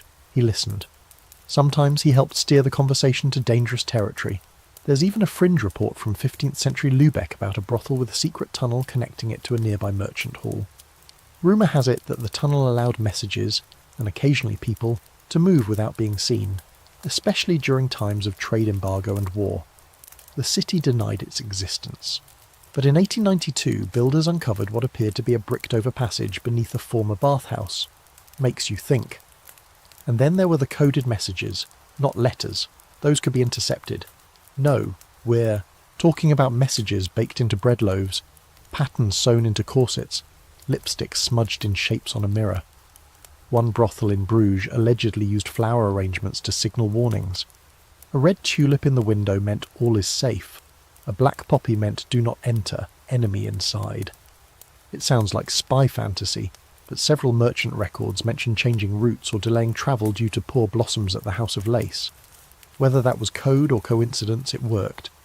There's ongoing scholarly debate about how formal these operations really were. Some argue brothel espionage was systemic, part of organised networks used by courts and guilds. Others believe it was more freelance, opportunistic rather than structured. Either way, the result was the same. Brothels were dangerous not just because of disease or violence, but because someone was always watching, listening, waiting to profit from your loose lips and looser morals. But don't forget the risk involved. Spying was deadly. A worker caught passing messages could be tortured or executed. A madam caught hiding a fugitive might lose her property or be burned out overnight. There were no medals, no pensions, just the hope that your secrets were worth more than your silence. Yet they did it anyway. Some for money, some for protection, some for revenge. A few, maybe, out of loyalty to a cause they believed in. Though idealism tends to wear thin when you've got bruises from last night's client, and a dagger hidden under your pillow, just in case. So, as you walk through the brothel one last time before sunrise, think of the girl laughing a little too loud, the madame who just happens to remember the name of a diplomat's dog, the servant carrying laundry with a peculiar stiffness to her gait, like she's got something sewn into the hem of her apron. The candle placed in the wrong window, the drunk lord muttering about borders he wasn't supposed to mention. And ask yourself, in a place where everyone lies for a living, who's telling the truth, and who's selling it? The days blur together now. Smoke-stained mornings, music-laced evenings, and the constant shuffle of boots and bodies through creaky doorways. You lose track of how many faces you've seen come and go. The air in the brothel never quite clears, even with the windows open. It's heavy with perfume breath, and the kind of secrets that hang in the corners long after the door's shut. But tonight, something shifts. Someone's been taken. Not a worker, a client, and not by force, by order. Quiet, swift, and under the cover of too much wine. Because here's another truth about medieval brothels. Sometimes they weren't just places to gather information. They were places to catch people, to trap them, to turn the power of pleasure against the powerful. Tonight, we're digging into one of the most treacherous threads in the brothel web, espionage's sharp cousin, blackmail. When secrets are whispered in dark corners, someone's always listening. And when men strip down in rooms where no one can see them, they forget who's watching. For a clever madam, or a brothel worker with a good memory and a steady hand, this was opportunity on a silver platter. Blackmail in brothels wasn't always formal. Sometimes it was as simple as keeping a noble's stained tunic and returning it only after a coin purse got significantly lighter. Sometimes it was more subtle. What a shame if someone were to mention where you spent last Thursday evening, Your Grace. Just a gentle reminder that silence wasn't free. Ever. But in other cases, blackmail was a machine, a business, an industry. Certain brothels in major cities, Florence, Paris, London, had entire rooms wired for it. Not with microphones, obviously, but with servants stationed in hidden alcoves, walls designed for listening, and peepholes so cleverly placed you'd never notice. Some houses even trained workers specifically for seduction and extraction. Not extraction in the fun way, extraction in the get them talking and don't forget a single word way. One of the most infamous examples comes from 15th century Venice. A nobleman, loyal to the Doge, was caught in bed with the daughter of a rival political family. The madam, whose brothel both families frequented, had positioned a trusted worker in the adjacent room with her ear to a hollowed-out panel. She heard everything: names, plans, confessions of bribery. 2 weeks later, the nobleman was arrested, his house seized. The rival family mysteriously avoided all charges. The brothel, quietly funded by both sides from then on. Because when everyone's dirty, no one can afford to shut you down. Some women turned blackmail into their entire career. They'd retire from sex work and shift to full-time information brokering. A client from their working days became a steady source of income, or a steady target. Others stayed in the game but leveraged what they knew to rise through the ranks. One particularly sharp madam in London's Bankside district used the secrets of her wealthy clients to buy off inspectors, secure better rooms, and even get her workers access to luxury imports. Fine silks, French perfume, Venetian shoes, and she kept ledgers. Hidden, coded, brutal ledgers. If anyone crossed her, she opened a page. These weren't just gossipy tidbits either. The blackmail-worthy secrets included treasonous talk, affairs with married nobles, secret debts, religious blasphemy, plans to defect, and all kinds of things that could get a man hanged, or worse, demoted. And once a man paid once, he'd keep paying, even if the secret faded, because the fear didn't. There's a fringe account from Bruges about a prostitute named Lise, who allegedly ran a short-lived but extremely profitable side hustle by offering to bless clients with rare oils she used to mark their clothing with an invisible dye that only showed under moonlight.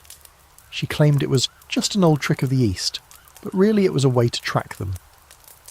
The next time one of her accomplices caught a noble in a compromising location, the faint mark glowed just enough to confirm he'd been with her. She'd never say a word unless asked, and then it came with a fee. But not all blackmail was about money. Sometimes it was about leverage, politics, protection. A brothel under threat from the church might conveniently discover a bishop's misplaced ring or misfiled love note. A city inspector getting too close might receive a polite message reminding him of a night from 3 winters ago that involved 2 bottles of claret and a boy with an excellent memory. The balance of power always shifted, and blackmail was the fulcrum. Of course there were risks. Some clients didn't take kindly to being reminded of their sins. There are documented cases of madams being found dead with no clear culprit, workers disappearing after confiding in the wrong person, or entire brothels burned to the ground in suspicious fires. It was a dangerous game, and not everyone played it well. Some historians argue that blackmail was the true currency of the medieval brothel world, more valuable than sex, wine, or even coin. Once you had someone's secret, you owned a part of them. You didn't have to touch them again. You didn't even have to see them. Just one note, one look, one small reminder could keep the coins rolling in for years. Others believe blackmail was rare, too dangerous, and mostly accidental, opportunistic moments that were exploited only when the stakes were high. Either way, it's clear that brothels weren't passive spaces. They didn't just absorb secrets, they weaponized them. And it wasn't only men who were targeted. Women, wealthy ones, noble ones, cloistered ones, visited brothels too, often in secret. A lady of the court caught visiting a female brothel worker could be destroyed socially, if not legally. Some brothels used that knowledge carefully, not to ruin, but to control. Keep her visiting, keep her paying, keep her scared. So when you picture a medieval brothel, don't just see the beds and the bruises, see the books, the secrets folded into the hems of skirts, the servant who remembers every face, the bottle of ink hidden in the kitchen drawer. See the look the madam gives a nobleman as he stumbles out. Tight-lipped, unreadable, but somehow victorious. Because in this house, nothing is forgotten, and everything has a price. The storm rolls in just past dusk, a slow, dragging sky of bruised clouds that settles over the city like a wool blanket soaked in fear. Rain taps on the windows of the brothel like 1,000 tiny fingers, and the candles flicker with every gust of wind that sneaks through the warped wooden frames. Inside, the mood is different tonight. Quiet, watchful. The laughter is subdued, the wine is poured carefully, and the girls. They're whispering about the widow who was dragged from her home 3 streets over, said to have cursed a milkmaid's cow, or maybe made a magistrate's son impotent. Either way, someone screamed witch, and that was all it took, because for centuries, long before Enlightenment thinkers started questioning the logic of putting people on trial for talking to cats, brothel workers were among the first to feel the heat when witch-hunting fever spread through Europe. They were already outsiders, already sinners, and when fear took hold of a town like a fever, it always came for them first. Let's start with the obvious. Brothel workers were always seen as dangerously close to the edge of morality. They lived outside the expectations of marriage and family. They knew things about bodies, about herbs, about the weaknesses of powerful men. They used charms, oils and poultices to protect themselves. They read the stars. They muttered prayers that weren't quite Latin. So when crops failed, when babies were stillborn, or when someone's cow just stopped giving milk, who do you think people blamed? If you guessed the woman who gave me a strange tea and also once told me my wife smelled like vinegar, congratulations. You've cracked the medieval logic code. The connection between sex work and witchcraft wasn't just made by scared peasants. It was institutional. Clergy, magistrates and inquisitors often lumped sinful women together under the same umbrella of suspicion. If a woman was known for promiscuity, independence or unnatural knowledge, if she lived without a husband and earned her own living, she was already halfway to the stake. Brothel workers ticked all the boxes. Some even admitted under torture to having learned tricks from other women. Techniques that, out of context, sounded suspiciously like spells. Take, for example, the case of Mariette of Lyon, a brothel worker arrested in 1457 on accusations of sorcery. Her crime? Selling love sachets, small bundles of herbs meant to increase desire or affection. Some were made of rosemary and mint, others included poppy seeds and dried orange peels. Pretty tame stuff. But when a noblewoman's husband fell mysteriously ill, after being seen at Mariette's establishment awkwardly enough, the sachets were declared to be instruments of demonic enchantment. She confessed after 3 days of interrogation. She was executed. The noblewoman, it should be noted, was later seen with a new lover and a fancy new necklace. There's also the infamous witch trial in Würzburg in the early 1600s, where several women connected to local brothels were accused not only of consorting with devils, but of transforming into cats to spy on men. One woman, Hilda, was said to have smiled without showing her teeth, and had a mole in the shape of a serpent's tail on her thigh. That was enough. She was stripped, inspected, and condemned. The records say she was burned with no sign of remorse, which is probably hard to show when you're being roasted alive for having a weird birthmark. Here's the part that gets even darker. Many women arrested as witches weren't witches at all, obviously, but their confessions were extracted under torture. And once one name was given, any name in desperation, it set off a chain reaction. Brothel workers, many of whom lived together, relied on each other, and shared secrets, made convenient targets. She knew how to stop bleeding. She mixed a tea that stopped a pregnancy. She whispered something to a man who died later that week. It didn't take much. Witch hunts were about power, fear and control, and brothels, they were places where women seemed to have control, over their bodies, over men, over information. That illusion was enough to terrify the powers that be, so they burned it down, both figuratively and literally.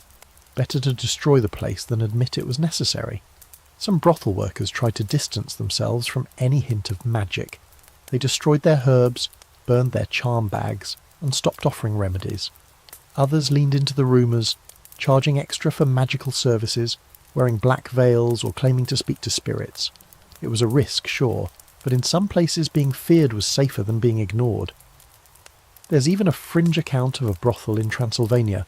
Yes, that Transylvania, where the madam supposedly styled herself as a moon priestess and conducted candlelit rituals to attract clients and protection. Some called it blasphemy, others called it marketing. Either way, she stayed in business longer than most and disappeared mysteriously the same night an inquisitor was found drowned in the river, clutching a bundle of her blessing herbs. The scholarly debate continues. Were brothel workers really accused of witchcraft in large numbers, or have the records simply exaggerated the overlap? Some historians argue that the connection was more symbolic than literal, that society projected its fears of female power onto sex workers and witches interchangeably.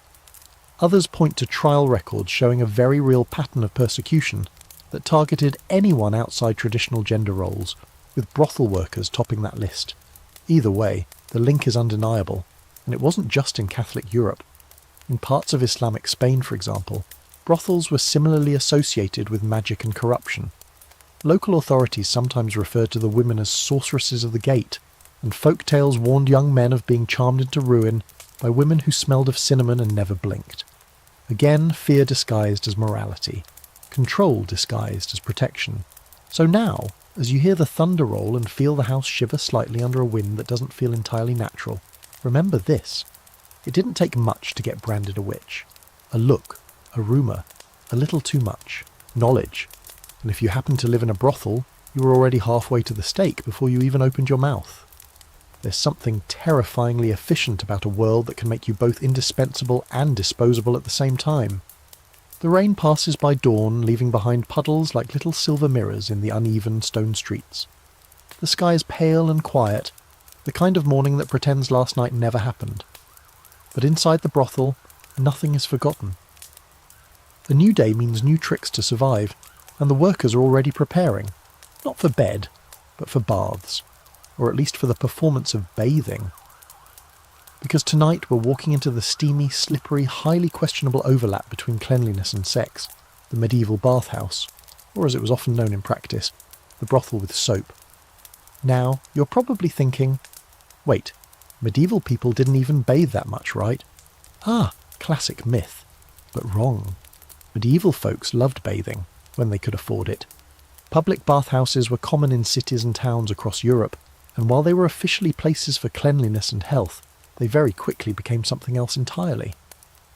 By the 13th century, the line between bathhouse and brothel was so blurry it might as well have been soaking in a wooden tub.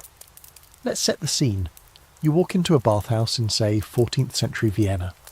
The first thing you notice is the heat. The air is thick with steam, and the scent of lavender, pine resin, and boiling lye soap. Behind a thin screen, someone is singing off-key while buckets of water slosh onto warm stone floors. You're offered a towel, a wooden comb, and a weak smile from a girl whose job is technically to help you wash. Technically. These attendants, almost always women, were called baigneresses in France or simply bathers elsewhere.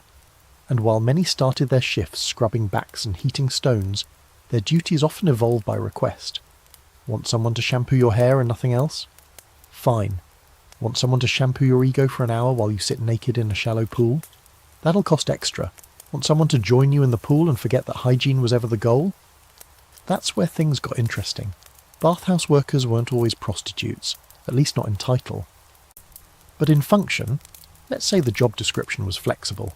In many cities, bathhouses were known fronts for sex work, and everyone, from the mayor to the local baker, knew it. In fact, some towns issued dual licenses, one for bathing, one for accompanying services. If the clerk stamped both, congratulations. Your business was officially steamy in every sense, and they weren't subtle. Bathhouses advertised with paintings of nude couples, with signs showing lovers in embrace, or, if you were feeling particularly bold, a set of crossed towels tied with red string. In cities like Paris, Prague and Milan, bathhouses offered packages, a soak, a shave, a meal and a companion. The original spa day, if your idea of relaxation involved hot water and mild scandal. Of course, the church hated it. Not the bathing necessarily, just the everything else. Clergy gave sermons about the moral rot seeping from the bathhouses, warning that soap washed away decency right along with dirt. Some towns passed laws separating bathhouses from brothels, forcing owners to pick one licence or the other. Spoiler alert, most picked the one with more coin. There's a particularly hilarious case in Cologne where city officials banned bathhouse workers from performing acts of delight while in the water. The rule was immediately ignored. One inspector reported that the bathhouses simply repositioned the tubs so that the sins occurred behind the large potted plants, because nothing says modesty like foliage and moaning. And the tubs themselves, don't picture marble or porcelain. Most were massive wooden barrels, deep enough for 2 or 3, with water that was warmish at the start and a little grim by the end of the night. Workers ladled in hot water from iron pots, tried to scoop out floating grime, and added rose petals when things got particularly suspicious. Soap was lye-based and stung like betrayal. Shampoo was made from herbs and sometimes egg yolk. The real luxury? Heat. Bathhouses burned through wood like gossip in a convent. Health officials occasionally cracked down, demanding inspections for cleanliness, disease control and decency. One ordinance in London required bathhouse workers to scrub all surfaces with vinegar at the end of each shift. Another in Florence stated that no customer shall remain unclothed with a woman for longer than the time it takes to recite 1 Our Father and 2 Hail Marys. You can imagine how strictly that was enforced. Here's a quirky historical footnote. Some bathhouses had private steam closets, tiny wooden chambers where clients could sweat out impurities or rendezvous in semi-darkness. One brothel bath hybrid in Bologna reportedly offered spiritual sweats, claiming that the heat purged the sins from the body. They even provided prayer beads, dual purpose, of course. So were bathhouses really brothels with soap? That depends on the time, the place, and the interpretation. Some scholars argue that many bathhouses were run by the same people who managed brothels, with workers rotating between both depending on need. Others insist that true bathhouses maintained a level of respectability, at least until the back door creaked open and the candles dimmed. What's clear is that the overlap was deliberate. Water made people feel clean, but also open, vulnerable, relaxed. It lowered defences, it set a mood. And in a world where public decency was strict but private vice was booming, bathhouses offered the perfect camouflage. Even the architecture played along. Narrow hallways, layered rooms, curtained alcoves. A visitor could arrive for a bath and leave 3 hours later looking flushed, cleaner and slightly dazed, without anyone able to prove much of anything. And let's not forget the role these places played in community. Bathhouses weren't just for illicit trysts. They were social hubs. Deals were made. Songs were sung. Women gossiped. Men argued politics. And somewhere in the steam, lives were changed. A brothel was transactional. A bathhouse pretended it wasn't. Which is why, over time, the bathhouse-brothel hybrid became harder to pin down. Cities passed stricter laws. Inspectors visited more often. By the late 1500s, many bathhouses either shut down or leaned fully into sex work, dropping the soap altogether. But for a few centuries they offered something strange and in between. A place where you could be naked and not judged. At least, not until the water turned cold. So next time you imagine the Middle Ages as grim and grubby, remember this. Someone was sitting in a warm bath with a goblet of spiced wine, being scrubbed by candlelight, and debating whether to pay for the linen and extra companionship option. And outside, a preacher stood on a corner shouting about eternal damnation, while secretly wondering if he could sneak in before the water got too cloudy. The light coming through the brothel windows today is sharp and golden, catching on the edges of silk sashes and dangling earrings. It glints off polished boots and beads of sweat on powdered foreheads. Today something's different. The women aren't just working, they're parading. They strut through the common rooms with hips that say, "Look at me," and eyes that dare you to not. Their skirts are extra wide, their sleeves unnecessarily slashed, and their shoes far too delicate for the cobblestones outside. In short, they're dressed better than half the noblewomen in the city. And that isn't an accident. Tonight, we're diving into one of the most outrageous and misunderstood aspects of brothel life. Fashion. Yes, fashion. Because brothel workers in medieval Europe weren't just known for their profession, they were seen. And in many cities they were required by law to be seen in very specific ways. Clothing wasn't just about fabric and flair, it was control, regulation, humiliation, but also, somehow, defiance. Let's rewind a bit. In many medieval cities, sex workers were legally required to wear distinctive clothing to separate them from honest women. It started simple: a coloured sash, a striped hood, a badge on the sleeve. But as time went on, the rules got stranger. Some cities required prostitutes to wear yellow, a colour associated with disease and disgrace. Others demanded bells on the hem of dresses or cloaks with deliberately ridiculous patterns. Florence at one point insisted on one red shoe and one black, because symmetry apparently was a virtue reserved for the morally upright. These were sumptuary laws, rules that dictated who could wear what based on class, gender and morality. And for sex workers, they were brutally specific. In London's Southwark district, women were banned from wearing veils or cloaks that covered too much of the face or body. Modesty was for wives. In Vienna, they couldn't wear fur or velvet. In Venice, they were forbidden to wear pearls, unless, of course, they paid a bribe, in which case sparkle away, darling. But here's where it gets complicated. Instead of being crushed by these rules, many sex workers used them, twisted them, to stand out even more. You want me to wear yellow? Fine. I'll wear all yellow. Gloves, corset, feathers. I'll be a walking sunflower with cleavage. You say I can't wear pearls? Great, I'll sew fake ones into my sleeves until I shimmer like a chandelier. You want a striped hood? I'll match it with shoes so red they could start fires. They turned shame into spectacle. They made visibility a weapon. Because in a business where attention meant income, the best-dressed woman in the room often got the coin, and if people were going to judge them anyway, they might as well perform. Madams too leaned into this. The wealthier ones dressed in silks and brocades, dripping with rings and gold-threaded hairnets. Their outfits weren't just fashion statements, they were armour, proof that despite society's scorn they held power, wealth, influence. In some towns, madams even loaned extravagant garments to their workers for special feast days or city festivals, knowing full well it would cause a stir. Let the bishops clutch their rosaries, let the wives hiss, it brought in business. There's an actual recorded incident in 15th century Augsburg where a group of brothel workers showed up to a church parade in matching crimson gowns and were immediately arrested for disturbing the peace of modest women.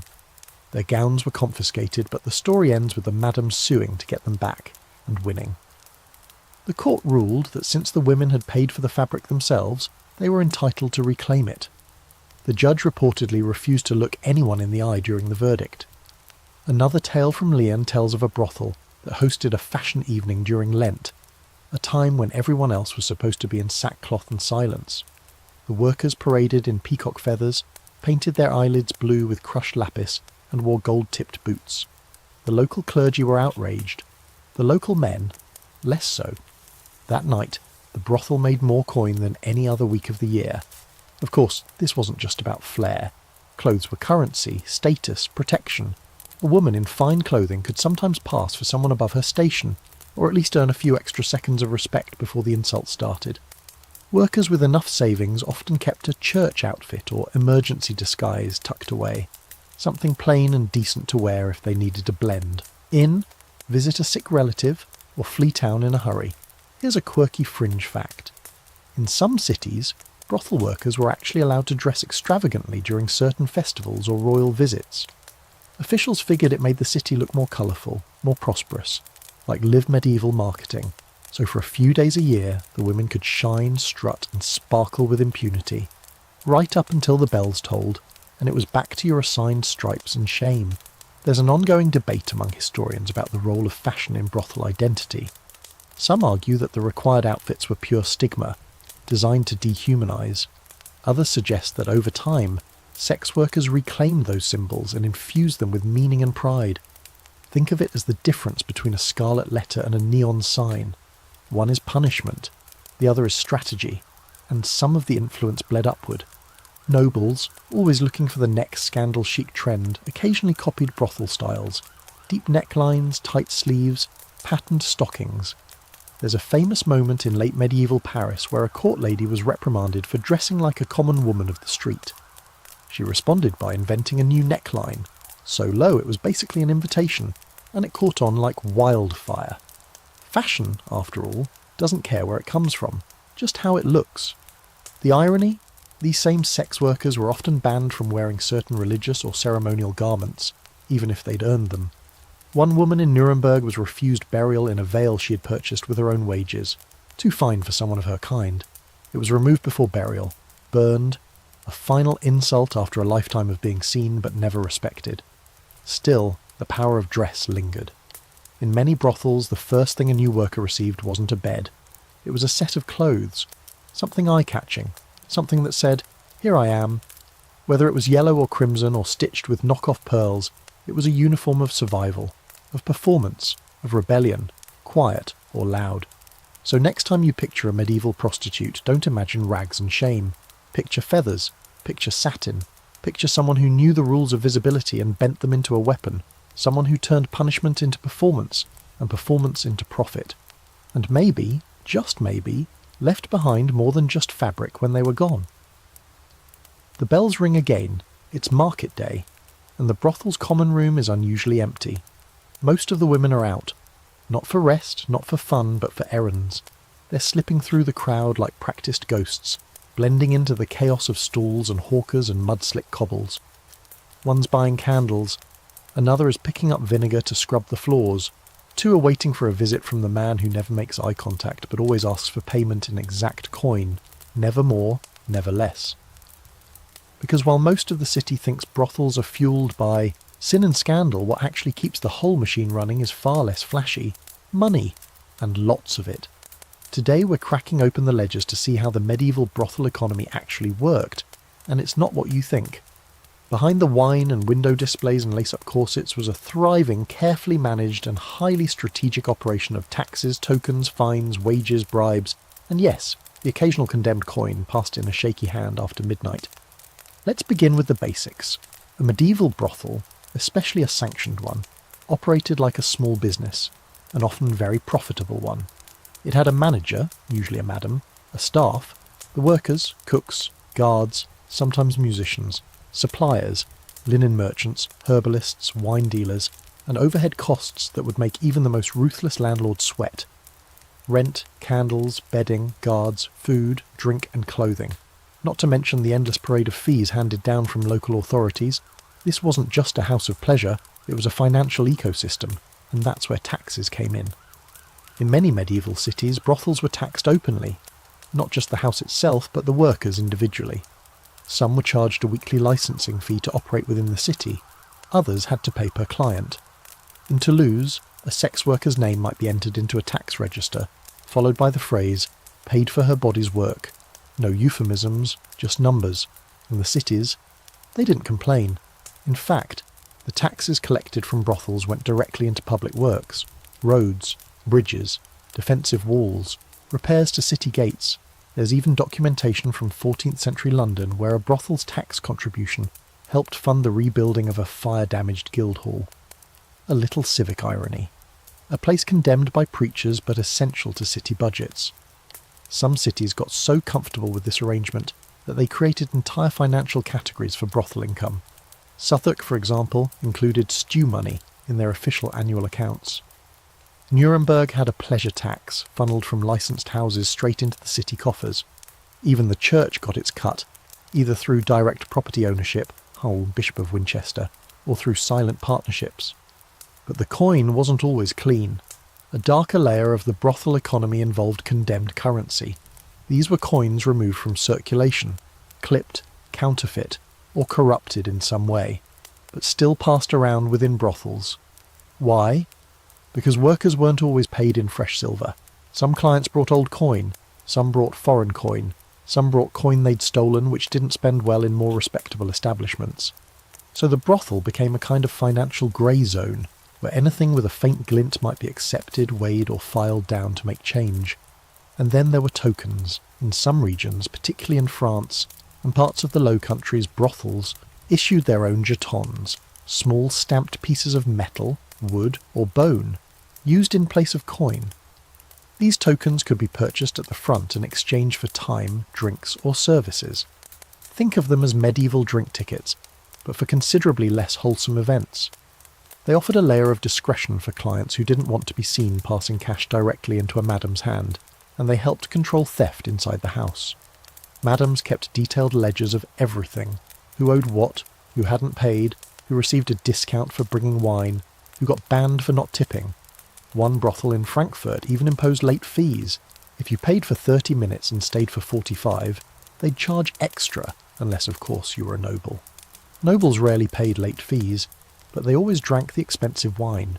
The workers themselves often received only a portion of the money. A cut went to the madam, a cut to the house, a cut to the local guards for protection, and a cut to the tacksman who didn't care if your wrists ached or your boots had holes. If you were lucky, you kept enough to eat well and maybe save up for a shawl without holes in it. If not, you borrowed. From whom? The madam, who added interest. This debt cycle was brutal. Many workers became trapped, unable to leave because they owed too much for clothing, bedding or medicine. In some cities they couldn't legally leave without repaying their debt in full. Others required an exit fee, paid either by the worker or occasionally by a benefactor. And no, the city didn't care if that benefactor was a creepy baron with bad intentions. Here's a quirky fringe detail. In parts of Spain, brothel workers paid their taxes in kind rather than coin. Jars of olive oil, sacks of grain, bolts of cloth. These were turned over to city warehouses and redistributed to churches or charitable kitchens. So the food eaten by orphans might have been indirectly paid for by someone named Clara with very strong thighs and a knack for upselling wine. Even theft and fines became part of the financial machine. If a client stole something, a cup, a pillow, a worker's shoes, the madam might report it, but more often she just charged the next client extra to cover the loss. And if a worker broke house rules, late to curfew, too drunk to work, slapped a client instead of smiling, they'd be fined. The fines were entered into the ledger. Sometimes they could be worked off, sometimes not. The numbers stayed until they were paid or someone disappeared. And don't think the economy stopped at the brothel's doors. Outside, entire micro-industries thrived on brothel traffic. Flower sellers, musicians, seamstresses, rat catchers, apothecaries who sold dubious stamina potions. A man heading to the brothel might stop to buy perfume, wine, or even special cakes, known to lift spirits. And someone was making money off every step of that trip. So no, medieval brothels weren't just scandal factories. They were financial powerhouses, engines of commerce, quietly necessary in cities that pretended to hate them but made full use of their coin. And every time a preacher banged a pulpit about morality, somewhere nearby a brothel worker was counting change by candlelight, wondering if she had enough to fix that cracked window before the next storm rolled in. Because sin, it turns out, paid for quite a lot of clean things. The wind shifts this afternoon, sharp and strange like it's trying to say something, and the brothel feels tense in a way that isn't just hangover or hunger. There's a hum, low and electric, moving through the streets outside, a different kind of foot traffic. Not the usual loitering clients or gossiping fishwives. This is angrier, faster, boots, not slippers, voices rising, not flirting. Something is happening, and you can feel it in your bones. Because for all the brothel's quiet power, the taxes, the secrets, the silk and survival, sometimes the line snapped, and when it did, cities exploded. Tonight, we're pulling back the curtain on the dark, violent moments when the world outside came crashing in, the brothel riots, when the people, regular people, poor people, angry people, decided they'd had enough, and they came with fire. First, let's be clear, these weren't moral crusades led by priests with holy water and loud opinions. The most explosive brothel riots weren't about purity, they were about class, tension, desperation, and more often than not, resentment that the women inside the brothel were somehow doing better than the starving wives outside. Take Paris, for example, in 1391. A crowd of women stormed a licensed brothel near the Rue Saint-Denis. They smashed windows, tore down curtains, and beat one of the workers with a broom handle. Why?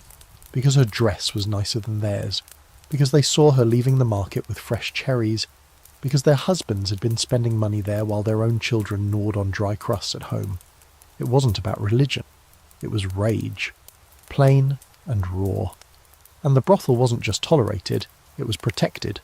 By city officials, by guards, by landlords who quietly enjoyed the taxes.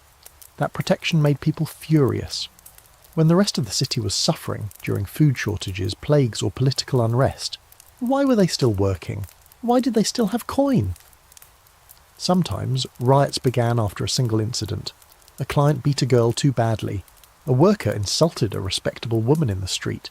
A noble's son got too drunk, too loud, too arrogant, and the townsfolk had simply had enough. They gathered torches, broke the doors, pulled women out by their hair. It happened in Ghent. It happened in Lyon. It happened in Norwich, where one of the oldest licensed brothels in town was completely burned to the ground in 1450 during a riot that started over bread prices. Here's the twist. Sometimes these riots weren't against the brothel workers. They were led by them. Not all the women inside were helpless or content. Some were furious, trapped, sick of being taxed, fined, controlled. In Nuremberg in 1505, a group of sex workers protested a citywide curfew that limited their hours. They refused to stay inside. They blocked the street. They even set fire to a merchant's cart in retaliation after he called them coin-stealing lice. The city panicked. Officials met behind closed doors, and then, classic medieval solution, they raised taxes on ale instead. There's an account from 15th century Prague of a full-blown uprising among brothel workers after a local bishop tried to revoke their operating licence. The women organised, marched, delivered a petition written by a scribe who admitted he was compensated in methods not typical of his trade. The petition didn't work. The brothel was shuttered. But within a week, half the city's alehouses had turned into unofficial brothels. Same women, just without tax forms. That's the thing. Riots didn't end the brothel trade. They just shifted it. The houses might burn, but the system adapted. Someone set up shop in a cellar. Someone offered companionship behind a tapestry in the back of a tavern. Someone worked out of a boat tied beneath the docks. You can't riot away demand. And the city knew it. Still, the threat of violence lingered. Brothels started hiring their own guards.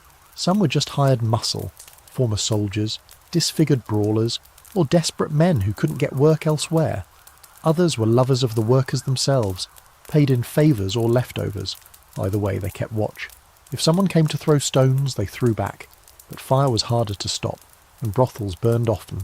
Sometimes they were set ablaze during larger revolts, part of wider social collapses. During the Peasants' Revolt in England in 1381, several brothels were looted and destroyed by mobs who saw them as symbols of urban corruption. When the German Bundschuh rebellions flared, houses of sin were targeted alongside tax offices and city halls, not because of sex, but because of inequality.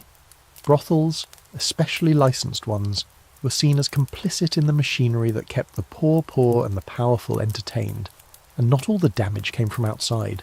Some brothels burned because of mistakes, candles knocked over, drunken brawls, clients refusing to leave. One in Bordeaux went up in flames after a group of university students got into a fight over a lute. The lute was smashed, the table tipped, the curtains caught. The women escaped through the cellar, but the house was gone by morning. The students were fined. The lute owner claimed he was smitten with grief and flame alike. There's a fringe story from Bruges of a brothel riot that began with a goose. Yes, an actual goose. A worker kept it as a pet. A client insulted it. She insulted him back.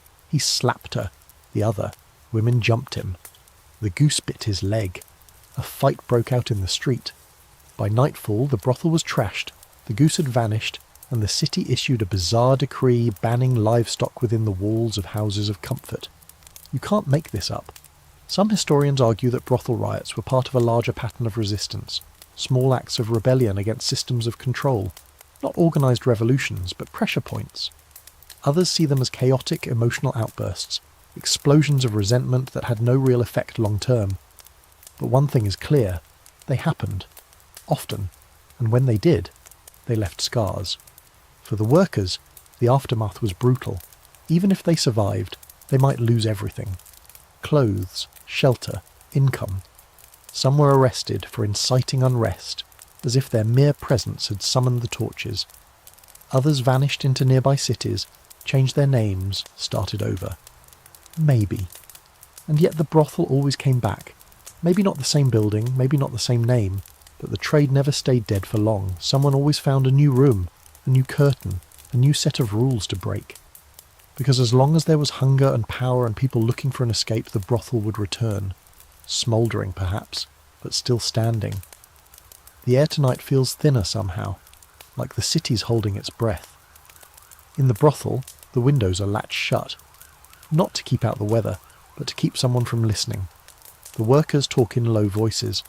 The madam's pacing again, her keys jangling faintly at her hip. Outside, you hear the shuffle of a patrol, the official kind. Uniformed men, torches in hand, faces set in grim lines. They're not here for fun, they're not here for coin, they're here for law, or what passes for it. And in places like this, that's always dangerous. Because for all the brothel's shadowy deals, laughter, strategy, and scandal, none of it could truly exist without the looming threat of legal control.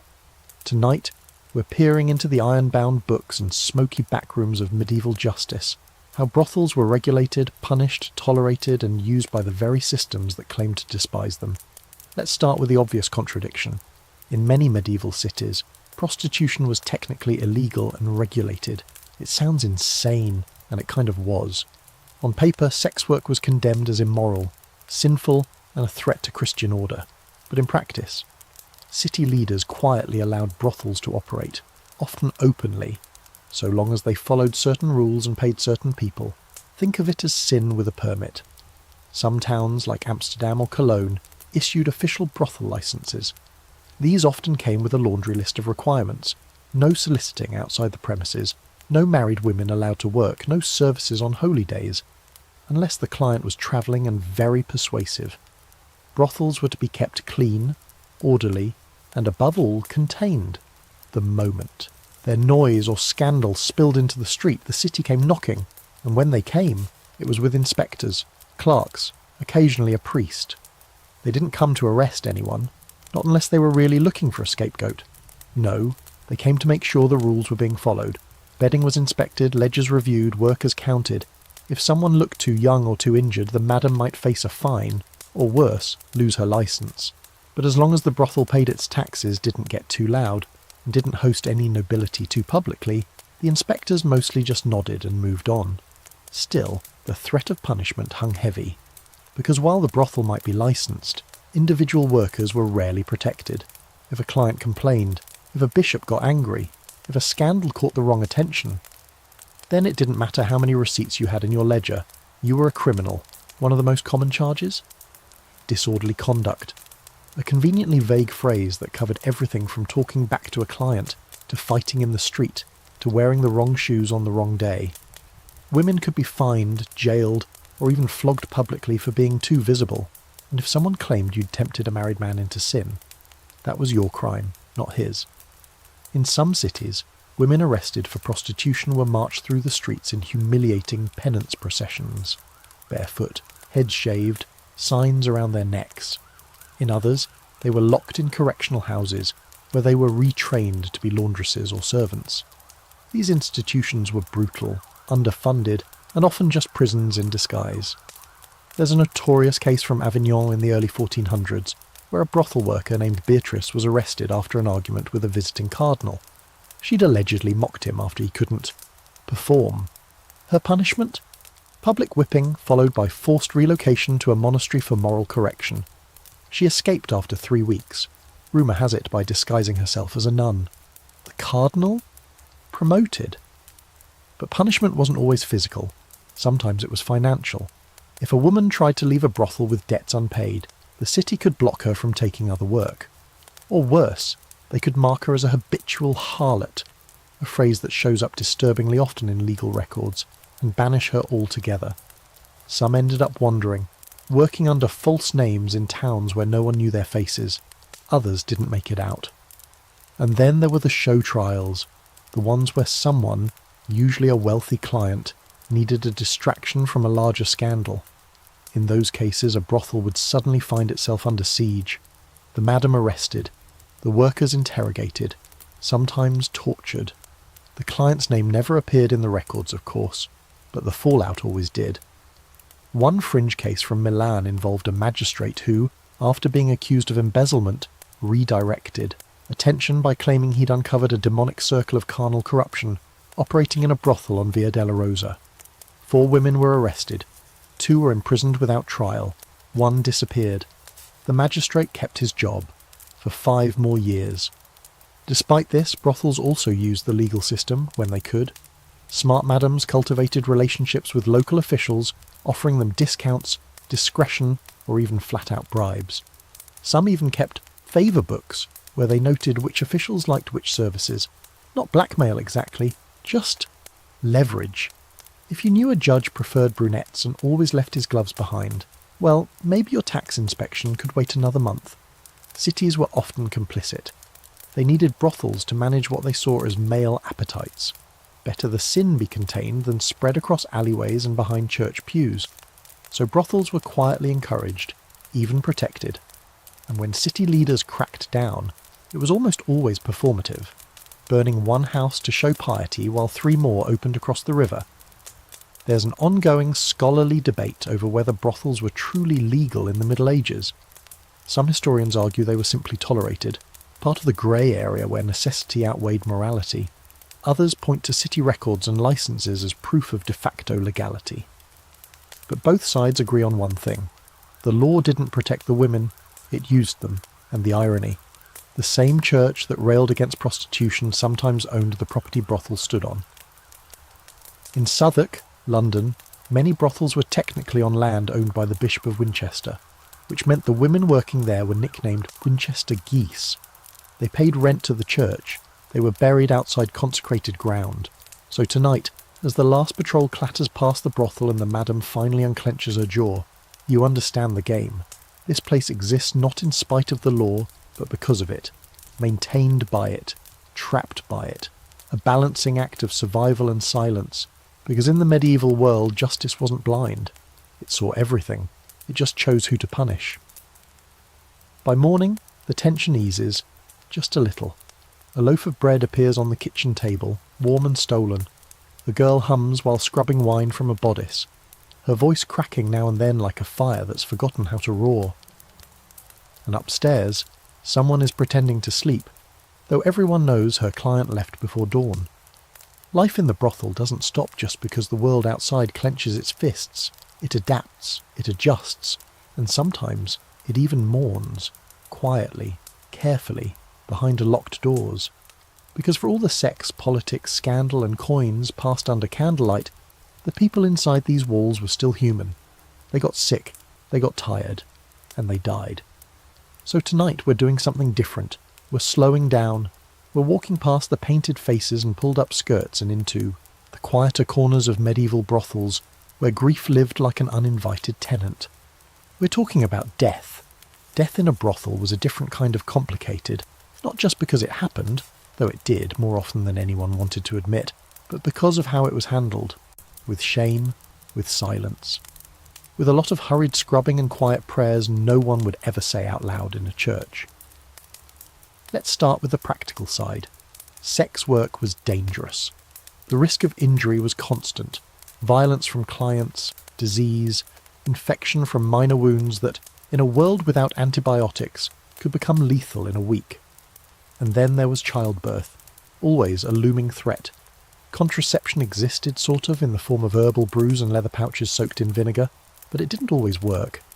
When a woman became pregnant, it changed everything. Some tried to hide it. Others fled, some didn't survive the birth, and when a worker died, the city didn't exactly offer a eulogy. In many medieval towns, prostitutes were denied burial in consecrated ground. Too sinful, too tainted. They were considered outside the church's grace.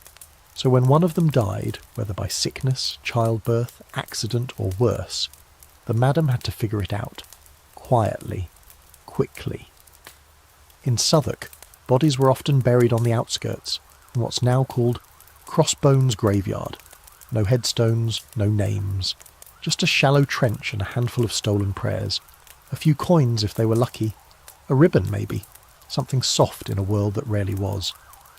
There's a record from 1389 of a young woman in Bruges who died from fever after being locked in a room with a violent client for 3 days. When her body was found, the brothel's madam was fined for failing to report the death in a timely fashion, not for the death itself. The woman was buried at night by 2 workers who reportedly used a broken cart and a single candle. Her name never made it into the city registry. Some brothels kept their own small burial plots, unmarked and hidden behind hedges or beneath orchards. These weren't official, they were personal. Madame sometimes planted herbs or wildflowers over the graves, rosemary for remembrance, lavender to keep the air sweet. Workers passed the spots without speaking, but they knew. And when someone went missing and didn't return, they'd glance out toward the garden with a kind of hollow understanding. Of course, not all deaths were quiet. When disease swept through a city, plague, mostly, but also smallpox, dysentery, sweating sickness, the brothels were hit hard. Bodies in close contact, poor ventilation, reused linens, and clients who came from everywhere and brought everything. During the Black Death, many brothels simply closed either by force or by fear. Some madams fled, taking what money they could. Others stayed and died alongside their workers. One fringe story from Avignon tells of a brothel where every woman but one succumbed to the plague within a week. The survivor, Agnes supposedly, locked the door from the outside, left a note carved into the wall, God forgive us all, and disappeared. Years later, someone claimed to have seen her working in a convent kitchen, silent and grey-haired. Whether it's true or not, the story stuck. A ghost tale for hard times. But here's the part no one talks about. Despite all the fear and shame around brothel deaths, there was also community. These women, cast out, mocked, fined, and labelled, cared for each other when no one else would. When someone got sick, another woman sat by her side. When someone broke down after losing a child or being beaten, there was usually a quiet hand on the shoulder, a cup of something warm, a wordless kind of comfort. They grieved together, and sometimes they laughed through it. Not because it was funny, but because laughter was a rebellion against everything they weren't supposed to feel. Some brothels held their own rituals for the dead. A candle left burning in the window overnight. A scrap of clothing pinned to a wall like a whisper of the person who'd worn it. On certain days, someone would pour wine onto the ground just outside the front step. "For the girls we lost," they'd mutter. No one asked questions. Everyone understood. And when a worker died with no one to mourn her, no family, no lover, no clients who remembered her name, it was often the madam who did what little could be done. A small bundle of coins placed in a cloth, a cheap wooden cross laid gently over the grave. Not out of sentiment, maybe, but out of obligation, respect. A nod to the fact that, whatever else you thought of these women, they worked. They endured, they survived longer than anyone expected, until they didn't. There's a debate among scholars about whether these death rituals were common or exceptional. Some argue that most brothel deaths were erased, forgotten, buried, wiped away like stains from a floor. Others insist that there was an underground culture of care, quiet but strong, passed from madam to madam like a worn key. Either way, traces remain. Unmarked graves, ledger notations, a single rose bush growing behind a brothel wall that no one can remember planting, and the clients, rarely involved. When a girl died, the men who'd paid to lie with her rarely asked questions. Some didn't even notice she was gone. Others just moved on to someone younger, someone new. A few brought wine. Fewer still left coin for her family, not knowing she hadn't seen her family since the day she crossed the city gates, with 3 coppers and a shredded pair of shoes. So next time you picture a medieval brothel, don't forget this part. Don't forget the women who didn't make it to old age. The ones who didn't become madams or run away to farmsteads or marry the 3rd son of a lonely baron. Don't forget the women who stayed, worked, gave everything, and then were quietly gone. Because for every story of scandal there's a shadow behind it, and sometimes that shadow's just a name no one speaks anymore. The scent of damp earth still clings to the corners of the house, even though the rain stopped yesterday. A pair of muddy boots sits by the back door and no one's claiming them. Upstairs someone coughs, dry, sharp, like it's trying to escape the body that keeps dragging it out. The brothel carries on, of course. It always does, but it's quieter, heavier, because there's something that's crept in and settled behind the curtains and inside the bones of the women. Age. Tonight, we're walking into one of the most uncomfortable, least discussed realities of medieval brothel life, the question of what happens when you're no longer young. Because in a trade built on fantasy and appearance, age was its own kind of death sentence. Slow, silent, and sometimes worse than the real thing. Let's start with the simple fact. Sex work in the Middle Ages didn't come with retirement plans. There were no pensions for prostitutes, no guilds offering old age support, no safety net if your knees gave out or your back stopped cooperating. A worker in her 30s, let alone her 40s, was considered past her prime. And in an era where people died in their 30s anyway, aging out happened fast. It didn't matter how skilled you were, how many secrets you knew, or how many songs you could sing with your mouth full of wine and your eyes full of tears. The clients wanted youth, plump cheeks, high voices, smooth thighs. Age brought lines, scars, aches. Age made men uncomfortable, reminded them that beauty didn't last, and maybe neither would they. So what did aging workers do? Well, if you were lucky and smart, you aimed for promotion. Becoming a madam was the golden ticket. It wasn't easy. You had to be tough, connected, able to manage a dozen personalities and half a dozen drunk clients with the grace of a duchess and the brutality of a butcher. But it came with stability, authority, your own key to the coin box. Many madams had once been workers themselves. They learned the trade inside and out, memorised what made the money flow and what made it stop. They saved, they bribed, they waited for the old madam to retire or die or vanish.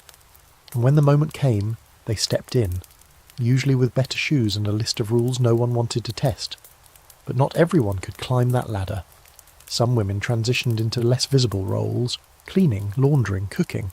They stayed within the brothel but out of sight, folding linens and pretending not to hear what was happening upstairs. Others tried to reinvent themselves, peddling herbs, reading fortunes, offering spiritual healing under the guise of prayer. A few even married, not always for love, often for shelter. A widower with land, a gatekeeper who needed company, a second chance sort of arrangement. Not glamorous, but safer.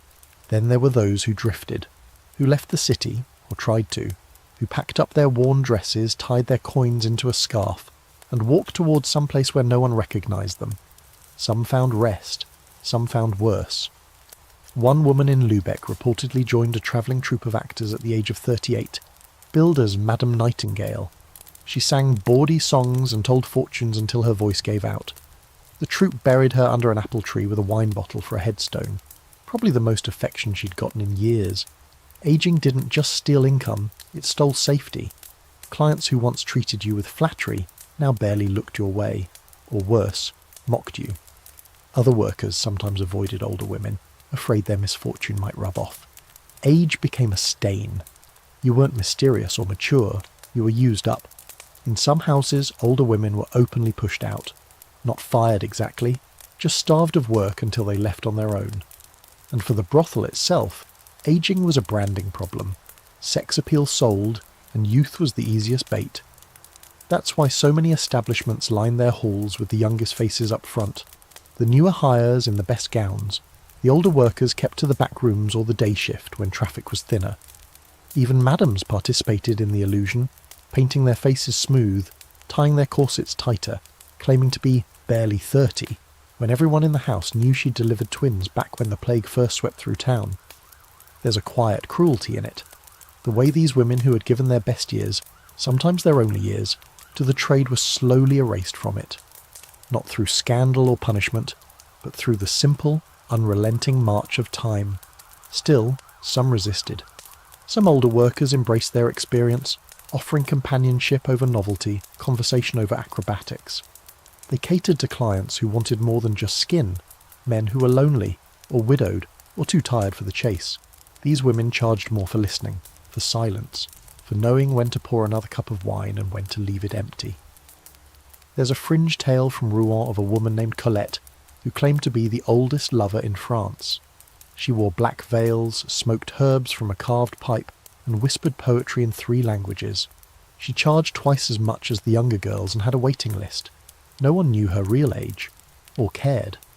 And some older women fought back in quieter ways, mentoring the younger workers, passing down tricks and warnings, protecting them from cruel clients or crooked guards. They became unofficial mothers in a place where no one ever got to be a mother. Not fully, not safely. Historians still debate how widespread these experiences were. Some argue that the average brothel worker didn't live long enough to age out. Others suggest that many transitioned smoothly into other trades or relationships. But fragments of letters, records, and oral traditions suggest something else, that many just disappeared. Not dramatically, just slowly. One day no longer at the table, one day no longer behind the curtain, and no one talked about it. That's the part that lingers. The silence. Because the brothel wasn't built for old age. It wasn't designed to hold women past their peak. It consumed youth, converted it into coin, and moved on. But within those walls some women held on anyway, clung to scraps of dignity, found moments of love, stared back at the mirror and whispered, "Still here?" So tonight, as you hear footsteps past the door, heavier, slower, the tread of someone who's walked this floor 1,000 times, remember her. Not the girl in the lace, not the one giggling on the client's lap, the one with the tired eyes, the steady hand, the voice that's seen too much. She's not gone yet, and she's got stories you wouldn't believe. There's a hush tonight that isn't fear or fatigue. It's anticipation, the kind that prickles at the back of your neck. Someone's arriving. Word travelled ahead. A carriage spotted outside the gates, liveried guards on horseback, crests barely covered under dust-stained cloaks. The brothel is scrambling, not to hide anything, but to shine everything. The candles are lit, the finest wine is uncorked, and the newest girl has been bathed twice, even though she's still shaking. Because when a noble visits, especially one with power, everything changes. This isn't just about status, it's about survival. Nobles were dangerous clients, not because they were violent, though some were, but because they didn't have to follow the rules. They could buy silence. They could demand anything. And if something went wrong, well, it was never their name that ended up on the warrant. So tonight, we're pulling back the velvet curtain on the elite customers, those who entered brothels not in secrecy but with entitlement, and how their presence shaped everything, from business to fear. Let's be clear, nobles loved brothels. Kings, dukes, bishops, knights, fresh off campaigns, they all came, often loudly, often in groups. It was a place to flaunt power, to indulge without consequence, to escape courtly decorum in favour of something stickier. In some cities, noble brothel attendance was so routine it became a performance. They'd arrive with fanfare, throwing coins to street urchins, demanding music, sending servants ahead to prepare the girls. It wasn't secrecy they wanted, it was spectacle, and the brothel adapted, quickly. When nobles were expected, madams reallocated everything. The best rooms were cleaned top to bottom. The most polished workers were assigned, often whether they wanted to be or not. Wine was upgraded, beds were turned down, perfume flowed like prayer, and the price doubled at least. Nobles didn't haggle. They paid, if not in coin, then in favours. But that favour was a double-edged blade. On one side, yes, a noble patron could protect a brothel. They could argue down a city fine, or donate anonymously to cover taxes. Some brothels proudly displayed crests on their mantles or discreetly stitched symbols into curtains, marks of affiliation. It made them untouchable in theory. On the other side, a noble could destroy a house with a single whisper, if a client died under suspicious circumstances, if a servant overheard too much, if a girl got pregnant and thought for 1 second she might ask for support. The noble would vanish, and suddenly the brothel found itself under scrutiny. Inspections, raids, accusations of corruption or witchcraft. Nobles could walk away, the brothel could not. One infamous case from Florence in 1434 involved a duke who hosted a private masquerade in the upper rooms of a well-known brothel. A servant overheard political gossip, names of rivals, hints of treason, and repeated it. Within days the brothel was closed, the madam arrested, the servant disappeared, the duke promoted to ambassador, and then there were the requests. Nobles didn't just want pleasure, they wanted control. They brought outfits, scripts, demands that blurred into the cruel. Some wanted reenactments of childhood traumas, some wanted blood, some wanted nothing more than to lie beside someone who wouldn't talk back, even if it meant she was gagged. And the girls couldn't say no, not easily. Not when the man in the room could buy a dozen more of you before breakfast. Still, some women learned how to turn noble visits to their advantage. They flattered strategically, listened carefully. Some became confidants, lovers even. Not always romantically, but politically. A well-placed word, a well-timed secret, could keep the house safe for months. There's a recorded case in Paris of a brothel worker named Isabeau, who brokered peace between two rival lords through pillow talk. She lived like a queen for 6 months before disappearing under unclear circumstances. Nobles also influenced fashion. When a countess began painting her lips with crushed berries, suddenly the brothel girls did too. When a knight arrived with silk from the east, the madam tracked down the same fabric within a week. Nobility brought trends, gossip, even language. Some brothel workers learned multiple tongues, French, Latin, even Arabic, just to keep up. And then there were the clients who weren't nobles, but pretended to be. They'd arrive with borrowed cloaks, fake crests, big talk about titles that didn't exist. The girls usually spotted them quickly. The boots gave it away. A real noble's boots were polished and hand-stitched. The fakes were soft at the heel, like he'd been walking instead of riding. But the madam often let it slide. Let the man feel powerful, let him spend like he was wealthy. Then gently reminded him, when payment was due, that his lordly generosity should match his stories. There's even a fringe account of a brothel in Bordeaux that offered discounts for actual nobles, but charged double to anyone claiming to be one. A running joke, but also a trap. If you said you were a duke and then couldn't pay the duke's rate, that was fraud, and the madam had a cousin in the city guard. Of course, not all noble visits ended in drama. Some clients were respectful, some were kind. A few even supported children born from these visits, quietly, generously. But these were exceptions, not rules. Most nobles treated brothels like theatres where they were the only audience, and the only critic.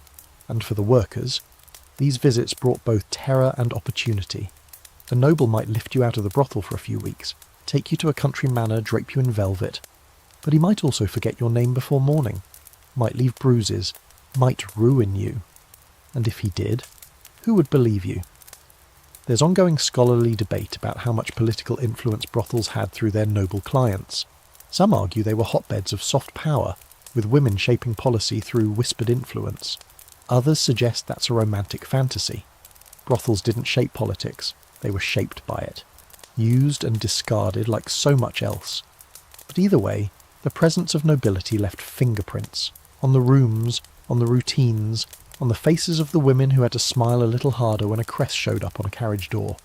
So tonight, as the front curtain lifts and a cloaked figure steps into the candlelight, don't just look at the gold ring on his hand or the furs on his shoulders. Look at the way the girls stiffen. Look at the madam's eyes as she calculates risk in real time. Look at the silence that settles like a frost. Because when power walks in, it doesn't knock, it just expects. By now, you know the creak of the floorboards in this place, the smell of old wood soaked with wine and sweat and lavender oil. You know which stair groans when someone sneaks up at night, and which window never shuts all the way. But tonight is different. Not because of a client, not because of a raid, because of you. You've been here long enough to see through the walls, past the costumes. And what you're seeing now? The ghosts, not the white sheet kind, the real ones, the echoes, the weight, the history pressed into the fabric of the place like a second skin. Because when a brothel lives for long enough, it collects more than debts and perfume bottles. It gathers stories, and those stories don't vanish. They linger, in the quiet, in the ritual, in the pauses between one moan and the next. So tonight we're going to sit with those ghosts. There's the girl who came here dressed as a boy, because it was safer. She worked 2 years before someone figured it out, and by then no one cared. She had soft hands and a sharper tongue, and every client left confused but oddly pleased. She died during the coldest winter anyone remembered, wrapped in a coat someone else stole before dawn. No one even remembers her real name, just the blue ribbon she always wore around her boot. There's the woman who saved up every coin she ever made, buried them in clay jars under her mattress, and ran away with the travelling scribe. Rumour says she married him, bore 3 daughters, and taught them all to read, because she had never learned. Her name still shows up in old ledgers, circled 3 times with a note beside it. Paid in full, never returned. The madam kept the ledger like a charm, a rare ending that didn't rot. There's the man who came every week just to talk. He'd lost his wife in childbirth, spent years alone. He brought gifts, badly carved wooden birds, dried apples, little trinkets no one needed. The girls laughed behind his back, but took the apples anyway. When he stopped showing up, they lit a candle for him.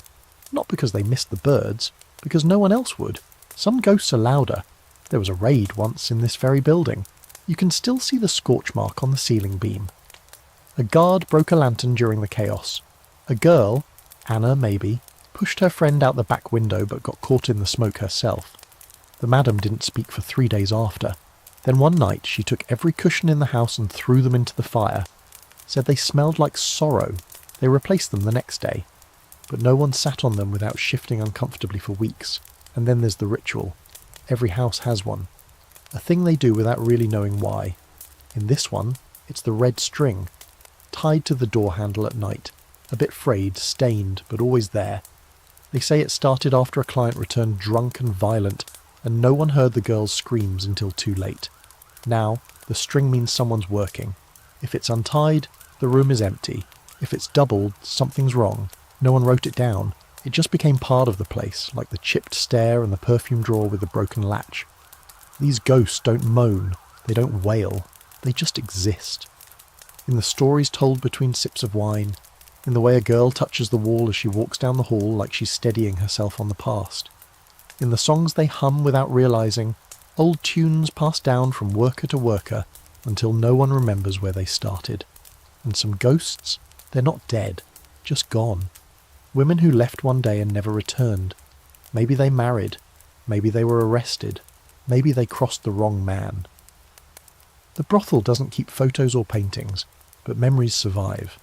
The madam can still list their habits like inventory. Greta always braided her hair twice, hated cardamom, knew how to fake a limp if the client liked pity. Those fragments are all that's left. There's a fringe belief, still whispered in certain circles, that brothels hold a kind of magic. Not the spellbook kind, the memory kind. That a house which has absorbed so much intimacy, pain, power and vulnerability becomes a sort of living being. That if you sit quietly enough, long enough, you'll feel the ones who came before you. That's why some madams refuse to move the furniture. Why some rooms are never repainted, even when the walls start to peel. To erase the past would be to insult the house, to disrespect its ghosts. Some scholars argue this is superstition, folklore born from trauma. Others say it's just nostalgia, romanticising a grim trade. But neither theory explains the patterns, the little rituals, the names scratched into beams, the coins left under mattresses long after their owner is gone. Whether you believe in ghosts or not, the brothel does. And you've walked its halls. You've heard the floorboards creak, seen the shadows move just slightly when no one's there. You've watched a girl sit by a window, with tears she couldn't explain, and hum a lullaby that didn't belong to her. Maybe it belonged to someone buried in crossbones. Maybe it was hers in another life. What's certain is this: the brothel doesn't forget. No matter how the city changes, no matter how the names and faces blur, it remembers. The ones who worked, the ones who laughed, the ones who didn't make it out. So tonight, as the fire burns low and the last candle flickers in its stub of wax, take a moment. Close your eyes. And if you feel something old, something soft, something sorrowful, don't be afraid. You're just sharing the room. And now the house is quiet. The doors are bolted, the curtains drawn. Somewhere a lone candle still flickers on a windowsill, just enough light to remind the night that someone's awake. The laughter has faded. The coin has been counted. The perfume's worn off. What's left is the echo. A heartbeat, slow and steady, pulsing through floorboards soaked in centuries of secrets. You've walked every hallway, leaned on every windowsill, peeked behind every locked door. You've seen the truth. More than just the trade, more than just scandal or shame. You've seen people. Clever, defiant, wounded, beautiful in ways no painting ever captured. You've seen survival dressed up in silk and sarcasm. You've seen power where no one expected to find it. The medieval brothel wasn't just a place where sin lived. It was a stage, a shelter, a trap, a home. It was where women carved out space for themselves in a world that rarely gave them anything else. Where laughter was a weapon, and every flirtation masked calculation. Where danger and delight shared a bed, and the past never really left the room. And maybe, just maybe, you'll never think of it quite the same way again. So wherever you are, candle lit, fan humming in the background, night pressing gently at your window, take one last breath with me. Let it out slowly. No rush. Close your eyes if you haven't already. The city's asleep now. Even the ghosts are resting. Thanks for staying with me through the whole journey, really. Sleep well tonight.